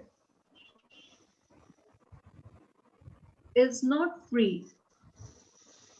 The price for it is very high, but there are some open sources software like Gabi software and OpenLC. They have a little limited database and the accuracy is about 75%, which is still very good for OpenLCA system. So the carbon footprint or the life cycle of any product, process, or service can be achieved, can be seen there.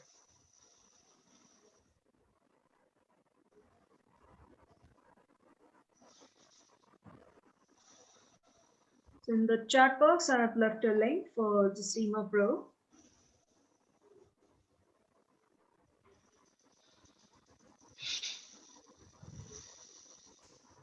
So we can take up question answers. Yeah.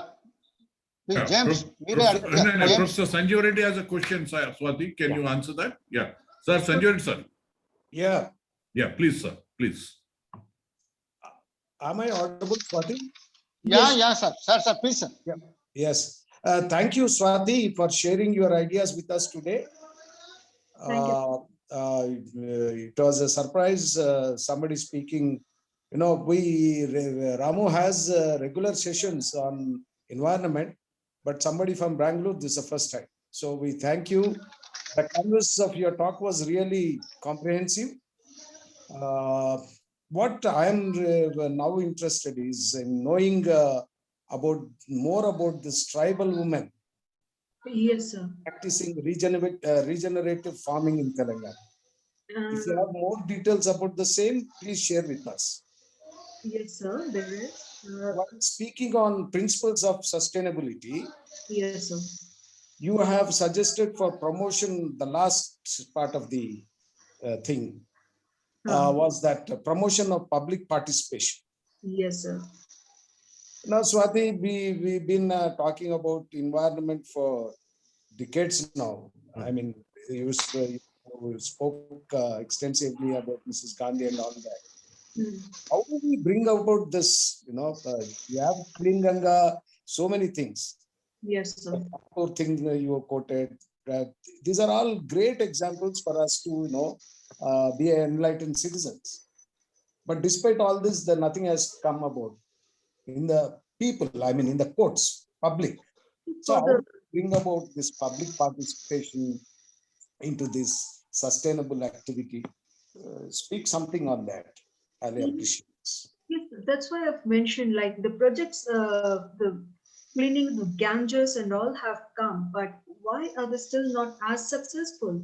Because the public awareness is less, and as for it goes for public participation, it has to scale up. Just having celebrity ambassadors for environment promotion, just having a one-day rally is not enough. We need to start appointing the local volunteers, the local environmentalists who are working for it, the indigenous community. The question is that, Swati, my question is precisely that. How do we bring out this awakening of, this, spring in the feet of the people? How do we do that? We have the government has enacted so many things. They put up so many boards. The Swachh Bharat thing is going on, the campaign, people come, but we as citizens, we as public of this country are not really conscious. We are so callous. So that is what I am asking. How do we bring about this? How do we, since you are a researcher, Swati, yes, please pardon me, you are into thick of it. So I thought you will be able to enlighten us. Yes, definitely. That's the point. Like when Narendra Modi had appointed various ambassadors in various cities for environmental initiative, it was a wrong move. instead of appointing the celebrities from the entertainment industry, one of the most important initiative he could have brought in was appointing ambassadors, the environmental leaders, the young researchers, and that could have made the difference. And Yes. eco schools that are being talked about, environment has become one of the compulsory courses in the syllabus of every courses, but it's not enough. There is a need to establish eco schools. I think it's only then that we can become more environmental conscious and aware. The public today is not aware of climate change or the environmental degradation that is happening at a wider scale. What happened, for example, with Dehi Patkai, it remained restricted to Dehi Patkai. The media has to come. They have to cover these protests, and they have to sensationalize the people on a wider scale. It's only then we can start. It's then we can start. Not even achieve the public participation to the extent we are hoping to. Thanks, Swati. Thank you for once again for being with us. Thank you so much. Thank you professor you, Sanjeev Reddy garu. Sir professor Sudhakar గారు.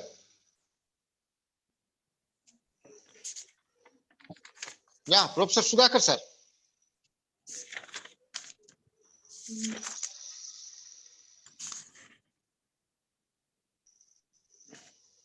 Okay, thank you. I was just unmuted. Thank you very much, the organizers, and thank you, Ms. Swati Mishra, prospective environmental scientist. Okay, where you have been doing extensive work and very purposeful work on environmental science, and I must say, basically, I am a person hailing from the legal fraternity, and incidentally, I had an opportunity of doing some work on environmental protection, and more particularly from the legal component. And I did some projects for the World Bank through National Law School of India, University Bangalore, where you are doing your research work. Before I actually share my views, I want to tell something to my friend Sanjeev Reddy about the tribals, because we did some work on tribals and their contribution for protection of environment. Our studies revealed that nowhere the indigenous people or tribals who are living in the woods are not contributory for degradation of environment, but basically they are forest worshippers. If at all any degradation or the so-called exploitation of the natural resources that are available, it is only because of the acts of the people who are greedy people who are living in the mainlands.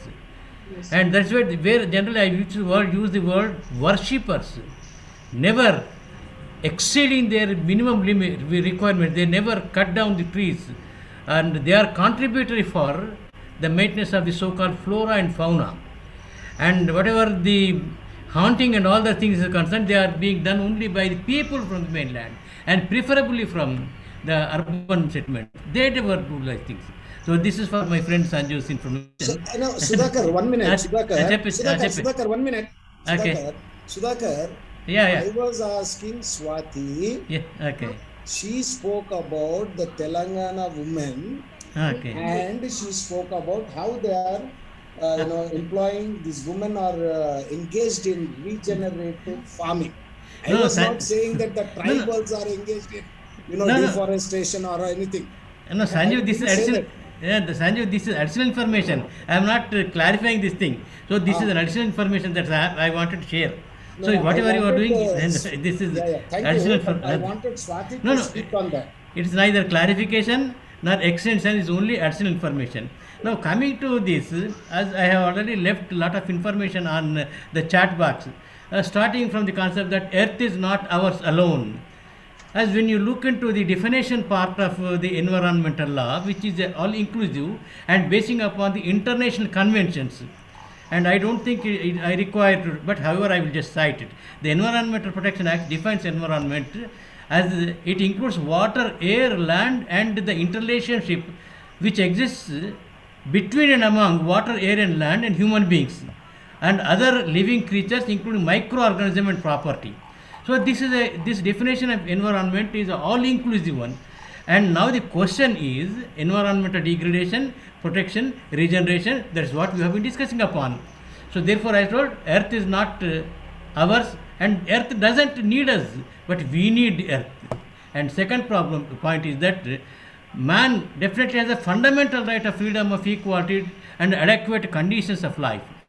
In an environment of quality that permits life of dignity and well-being, he bears a solemn responsibility to protect and improve the environment for the present and future generation, and that is what we popularly call intergenerational equity. Second, on the environmental degradation, and industrialization has led to environmental degradation. But however, 100% pollution-free environment is something absurd. Without pollution, there is not going to be any development. The question of balance between the pollution or the environmental degradation and that of sustainable environment is a question of debate. So therefore, in this question of debate, one has to look into our Constitution, Article 21 of Constitution, specifically declares the protection of life and liberty under Article 21, and life and liberty doesn't mean only mere animal existence, but existence in a proper manner, and for such existence you require all the other kinds of infrastructure, industrialization, everything. So therefore the striking balance that has to be taken up is how best you are going to pollute the industry, the environment, and how you are going to regenerate or rejuvenate or coop up this environment. That is what is the question, and for which we have a plethora of laws, that is at least 3-4 important laws that are to be mentioned here is Air Act, Water Act, and Comprehensive Environment Protection Act. In addition to this, in many enactments, we also come across the mention of protection of environment, conservation of environment, and see that this environment has to be protected, conserved, and has to be given back for future generation. And this is a not new concept, as Swati told, that it was encapsulated sustainable development that has come in the air in the world with that of 1972 Stockholm Declaration, for which India is a party. So that is how the environmental degradation and sustainable environmental issues are being taken up in many ways. So however, in spite of all those things, still the extinction of flora and fauna is ordered today. So therefore, whatever the laws that we are having might not be sufficient, because I am concerned only with the legal component. And people, scientists, prospective scientists like Swati may be doing about how best we can again bring back the environment, bring back the flora and fauna.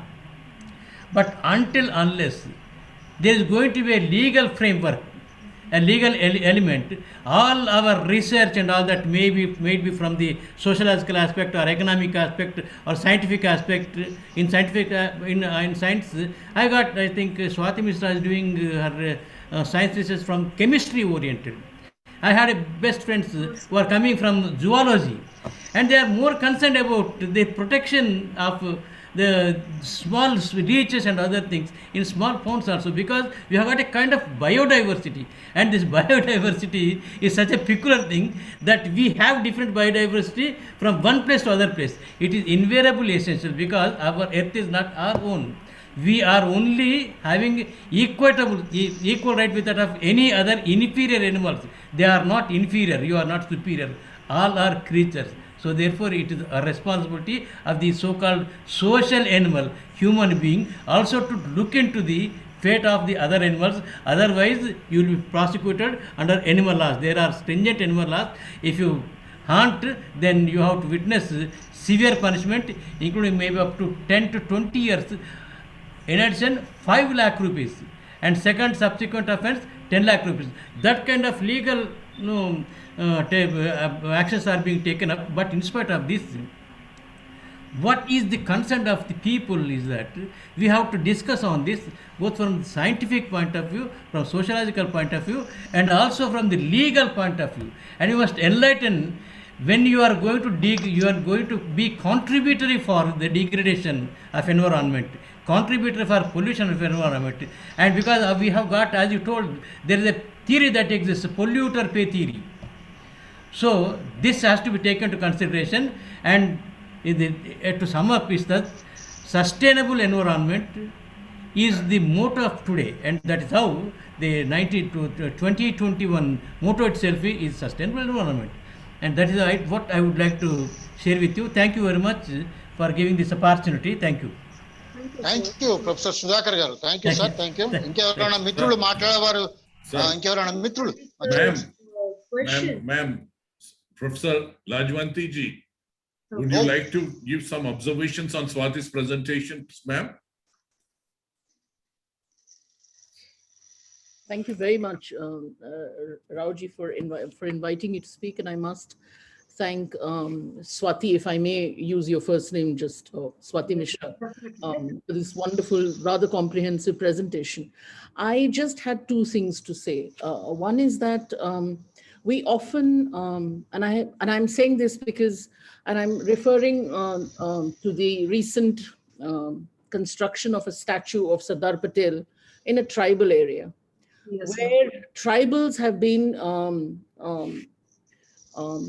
actually, thrown out of their homes. Apart from that, the area which has been chosen for the whole development of what is called that Sardar Patel statue has actually harmed the biodiversity. So, one thing that we need to keep, and the tribals and the people, some people even I have joined the protests over there. Many, I haven't yet been taken into custody, but many of my fellow people have been taken into custody for some time, that you can't make this protest. So, to put everything in the hand of the people, I think is wrong. I think the people more than ever realize that we are losing out on resources.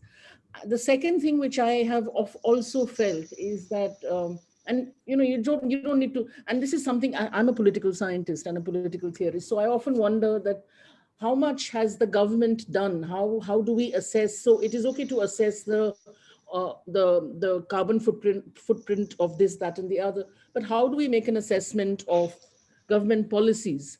Perhaps they have got it wrong in a very big way. And the last, I said I will speak too, but something else comes to my mind. When we are responding to climate change and what is today called the crisis called the anthropogenic crisis or the Anthropocene, I think what we are still doing is looking at Earth, resources, air, including solar energy as in an instrumental fashion. So we are still looking at Earth, solar power, water in an instrumental way. So the philosophy hasn't changed. Yes, now you feel coal is leaving a carbon footprint. So let us use solar power. Your footprint, it's not leaving a footprint, but it is still looking at Earth in an instrumental fashion. And I think until this, and Mr. Sudhakar rightly said that to believe that only humans own the Earth, I think is absolutely unjustifiable. I think until the relationship between man and other living beings, and man and the way we look at Earth, and here when I mean man, I mean women also. So the way we look at our relationship, that even to say that I can take, but I should leave back something for the next generation is also very instrumental. It means power is in my hand. It's left to me. The Earth has no right. The Earth cannot say, sorry, I'm not ready to give you. Even if you want, you need, I am not ready to give. So for instance, if a person is in hospital today, he may need money, but I am not ready to share my money with him. I have a right. So until the relationship between Earth and humans does not change, I don't think we are in a position to respond to what we call climate change. Thank you very much for this wonderful lecture, which really set me thinking. And thank you, Rauji, for inviting me. Thank you, ma'am. Thank you. Thank you. Professor G.B. Reddy garu. I would just like to highlight something. Professor G.B. Reddy. Yes, sir. Yes. Thank you. Thank you, Ram, sir. In fact, Swati, ma'am, I have a small question. Yes, sir. I have been listening to your presentation, a wonderful one. But sometimes protector becomes the predator. Yes, the sir. state which is supposed to protect and preserve, conserve the environment, when it is in the forefront of destroying the natural environment, especially because I'm bringing to your notice a direction given by the first court, that is division bench consisting of the Chief Justice of Telangana High Court, few days back, 1 month back, clearly directing the local authorities to stop any kind of illegal constructions in the full tank level areas of the lakes across the state of Telangana. But it appears that the governments, not only this government, recently I have seen Punjab government, in fact, constructing a residential complex for MLAs in clear violation of the environmental norms. Supreme Court had to, strike it down. Similar thing is happening everywhere. What is your take on that? When the protector becomes the predator, how we can fight this? I don't know whether it can be called pandemic or whatever, but certainly, it is the most undesirable thing. And what could be the solution? We have been fighting, but still, from the researchers' point of view, we would like to, hear you. Thank you. Okay. So the illegal construction that's been happening, most of the time it's because of improper governing systems. We take bribes, and sometimes even the researchers, for example, like we talked about the Narmada and the Sardar Vallabhbhai Patel statue being established.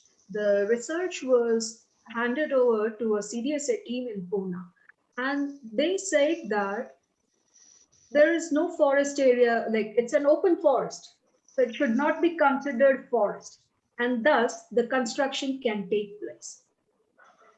So even the researchers, they are, promoting this kind of researches, but they do not see what are the other habitats that are being destroyed.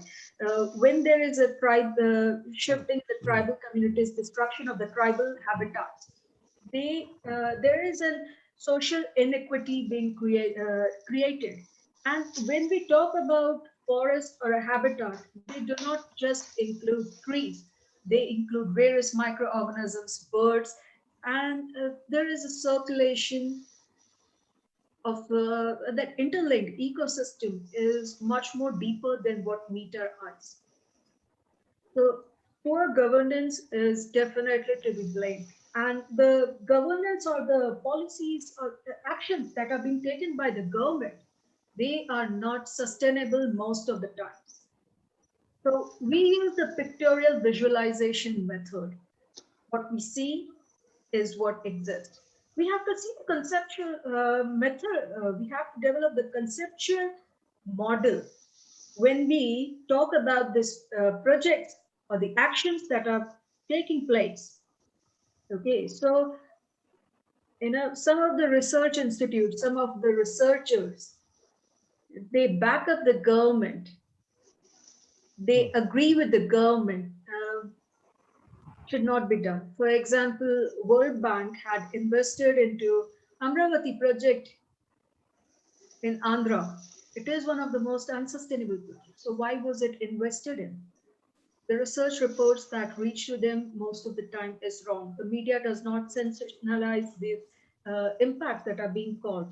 And one thing I forgot to talk about, nowadays there is a practice of having an environmental officer compulsorily in every corporate, in every industry. Just having one environment officer is not enough. A different environmental team that makes up the department for environment is needed. The one person can't do enough. So the anthropogenic crisis, yes, we have to adopt the method of the ecology, where everyone is equal. One does not dominate the other. So it has to be followed. And until we do not respect every living being and create a place for them, we cannot coexist. We cannot exist for a longer time.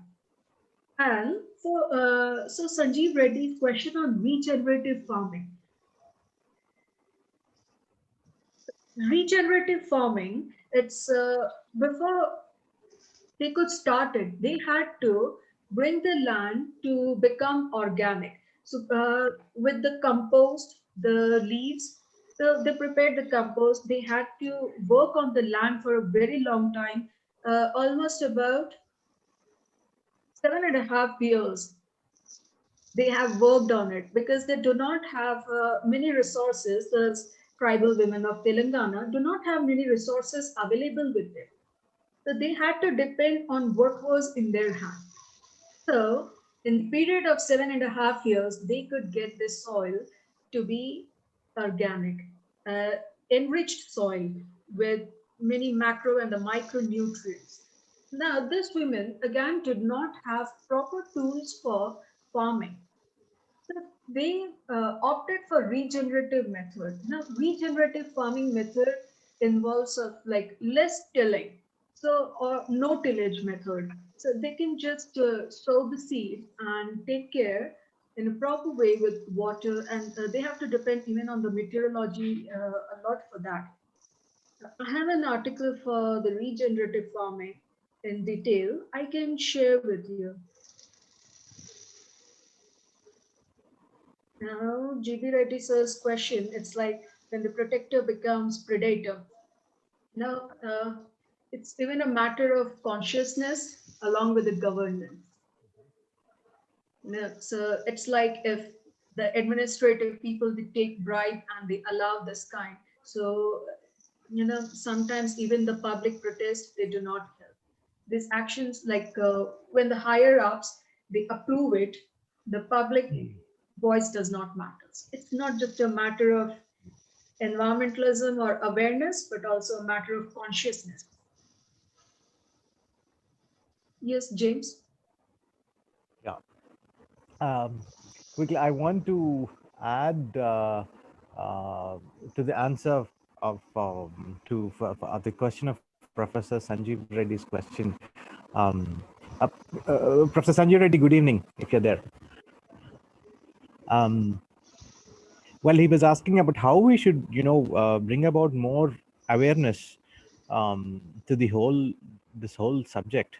And while listening to your presentation, and after Professor Sanjeev Reddy's question, this thought came to my mind, that you have listed so many tools for sustainable development.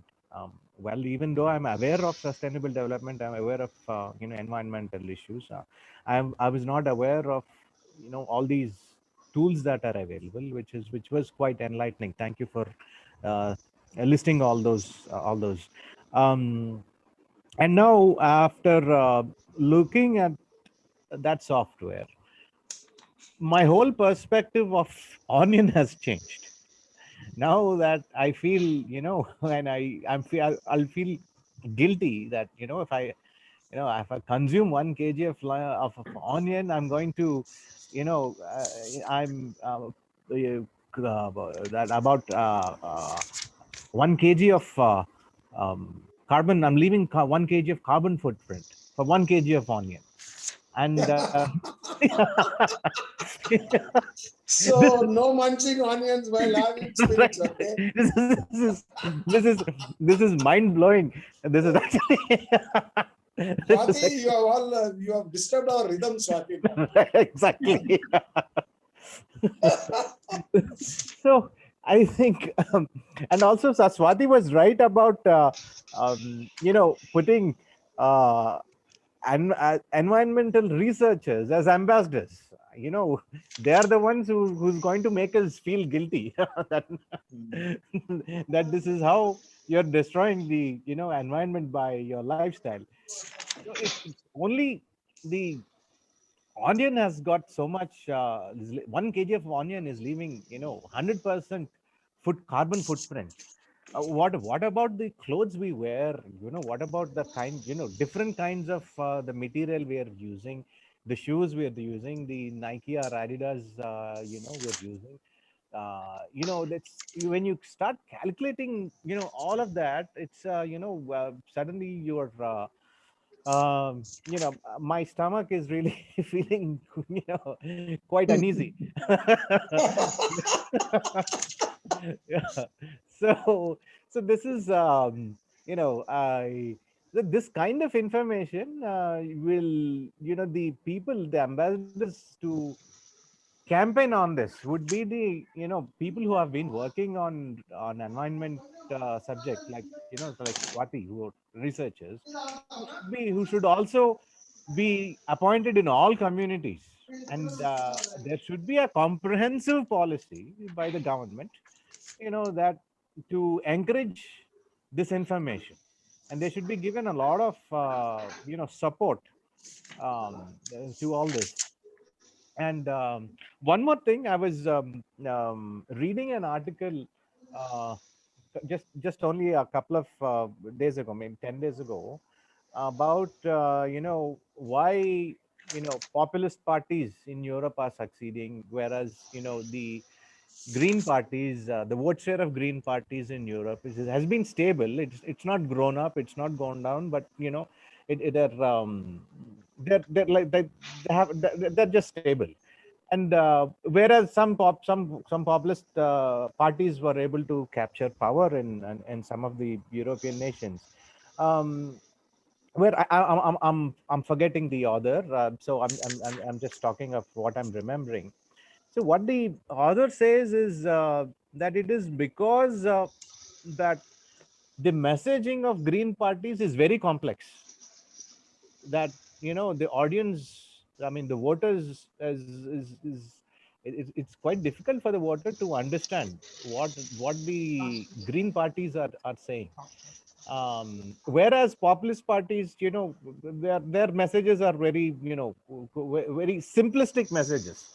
Oh, okay, they are these people are our enemies, and immigrants are our enemies. One sentence, and whereas to explain something, who has the patience to sit and look at the software, listen to a whole presentation, all that.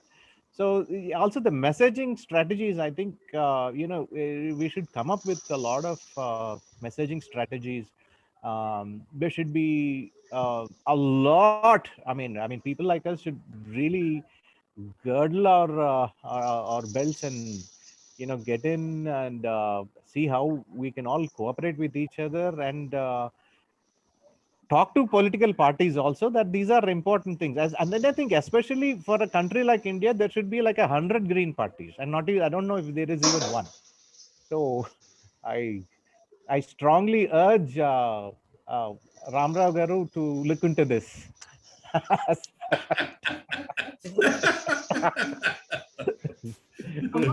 Actually, until now, Congress is the only one. During the time of Indira Gandhi, we had Water Pollution Act. She was the one who brought environment to the Constitution. And then there were tragedies which forced us to bring Environment Protection Act. And also, as we speak about these topics, uh, green parties are complex because we are not aware of our environment. Mhm. We,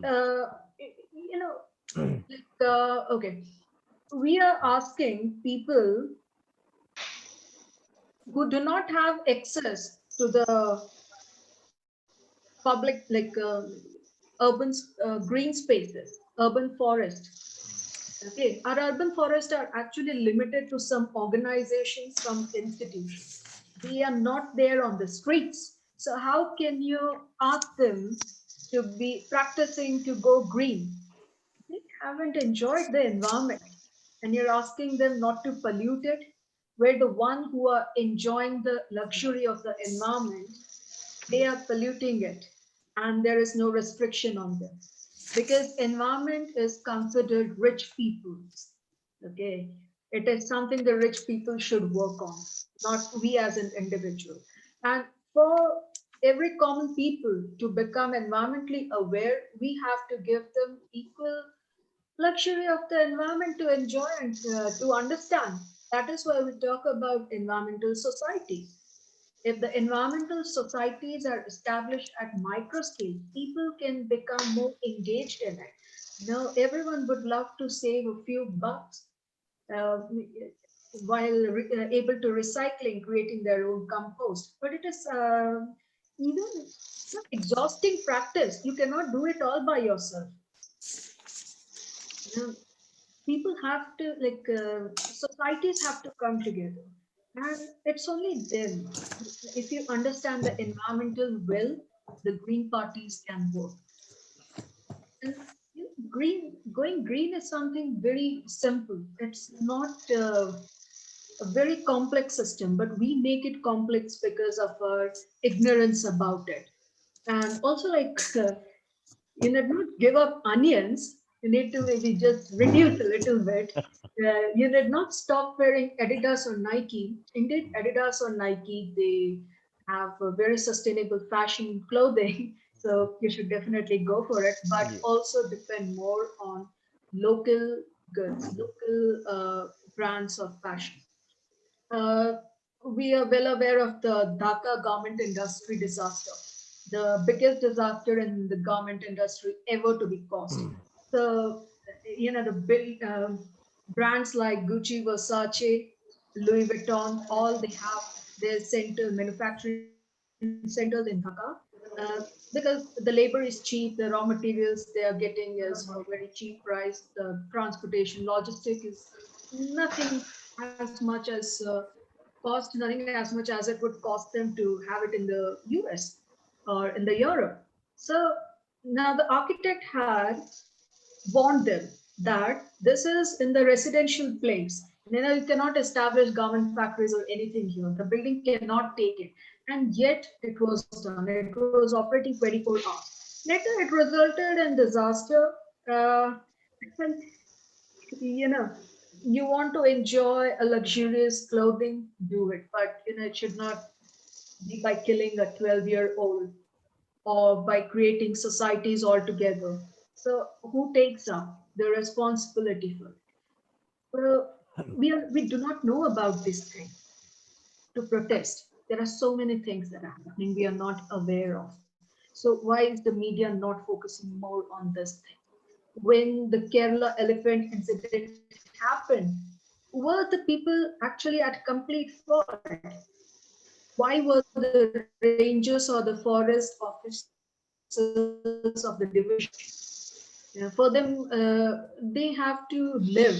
They have to make get the livelihood. Just they have to know how to uh, get enough for a week.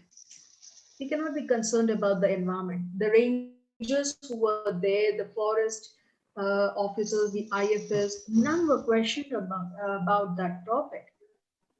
It is necessary.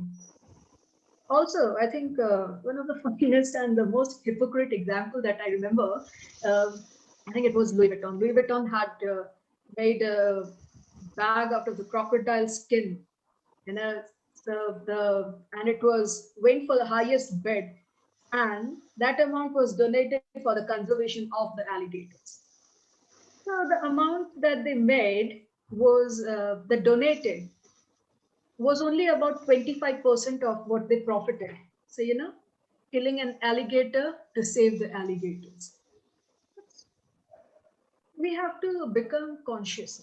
That's why eco labels are there. Certifications are needed. What are the source of our products?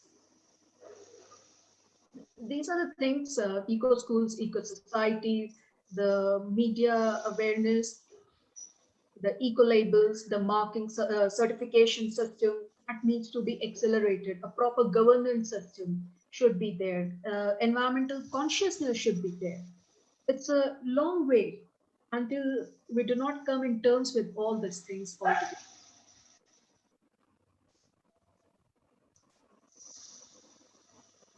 Sir Manoj రెడ్డితో మాట్లాడి close చేస్తారు. మనోజ్ రెడ్డి గారు, hello Manoj Reddy గారు మాట్లాడండి please. Good evening everyone. Please. Very good evening everyone. And ముందుగా మా గురువు గారు పురుషోత్తమరావు గారికి నమస్కారాలు తెలుపుకుంటూ, very beautiful subject topic today. Really the human being came from the nature and he'll be the part of nature and he'll go back to the nature. Yeah. And what the human being think is that he is saving the nature and he is saving the planet Earth and all that. But the great people like Einstein, Isaac Newton, many people, the great people who invented many things, they all gone back to the womb of the nature. So I agree one thing with you, Mishraji, that the precautions to be taken in the real estate and all that, the zoom in the real estate and all that. Of course, I do accept it. But the day you stop urbanizing this rural areas, and that's the day the nature's outbusting will be stopped. What I personally feel is, and nature saves the earth and not the human being, and his duty is just to keep the nature intact. That's all, rather than disturbing it. Thank you so much for your beautiful analysis. Thank you, Ramana, so much. Thank you, Manoj Reddy garu. Thank you. So shall I say something? Sir Hussain, you want to speak anything? Yeah, actually for what Manoj Reddy sir says, yeah, it's very easy to live with the basics. But with the industrialization, we have come so far, it is not possible for us to take a round and go back to the basic. It's impossible. So what we have to do is that whatever hazardous has been created, it needs to be paid attention, sorted out, and it has to be planned.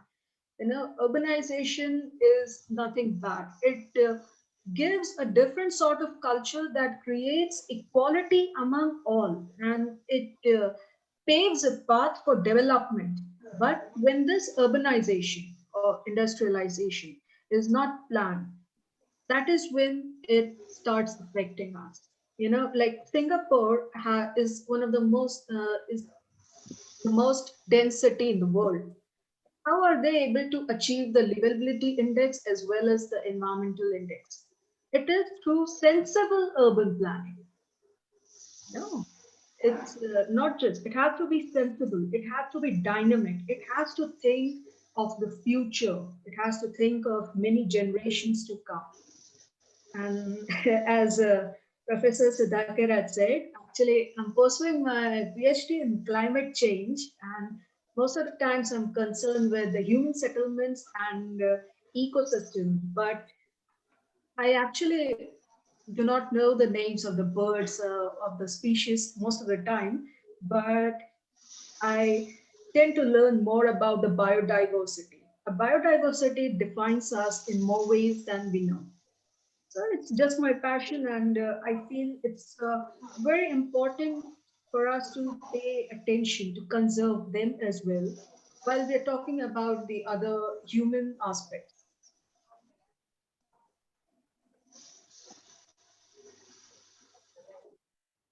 Thank you, Swati. It was a wonderful presentation, though exhaustive, but you have taken your time. You have done an excellent job. I'm happy. And almost everybody on board liked your presentation. Thank you so much. Thank you, sir. I just want to add one thing. I believe several of Swati's colleagues have been affected with COVID. So we wish them all good health and Yes, a speedy recovery. a speedy recovery, and please stay safe, everyone in your campus. Yeah. Okay. Thank you so much.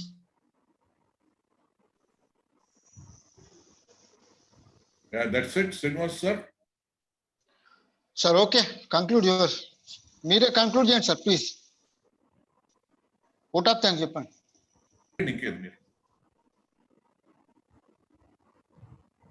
Close చేయండి sir.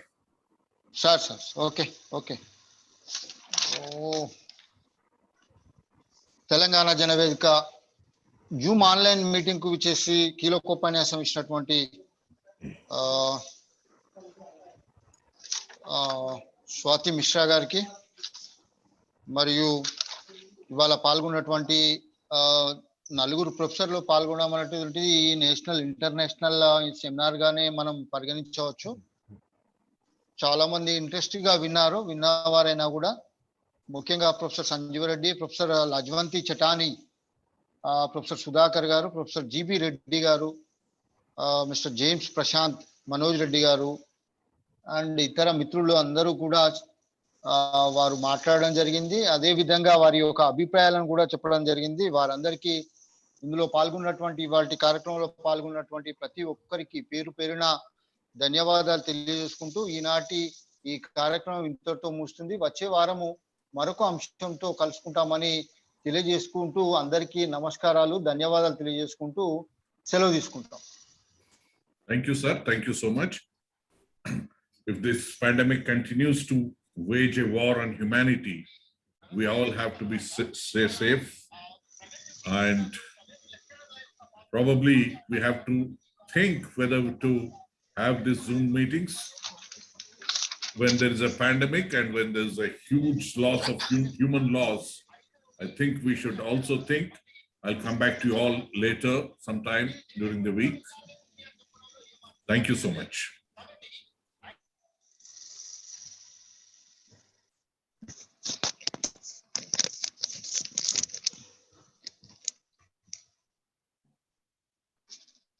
అన్నా ఉంటా, నమస్తేనా.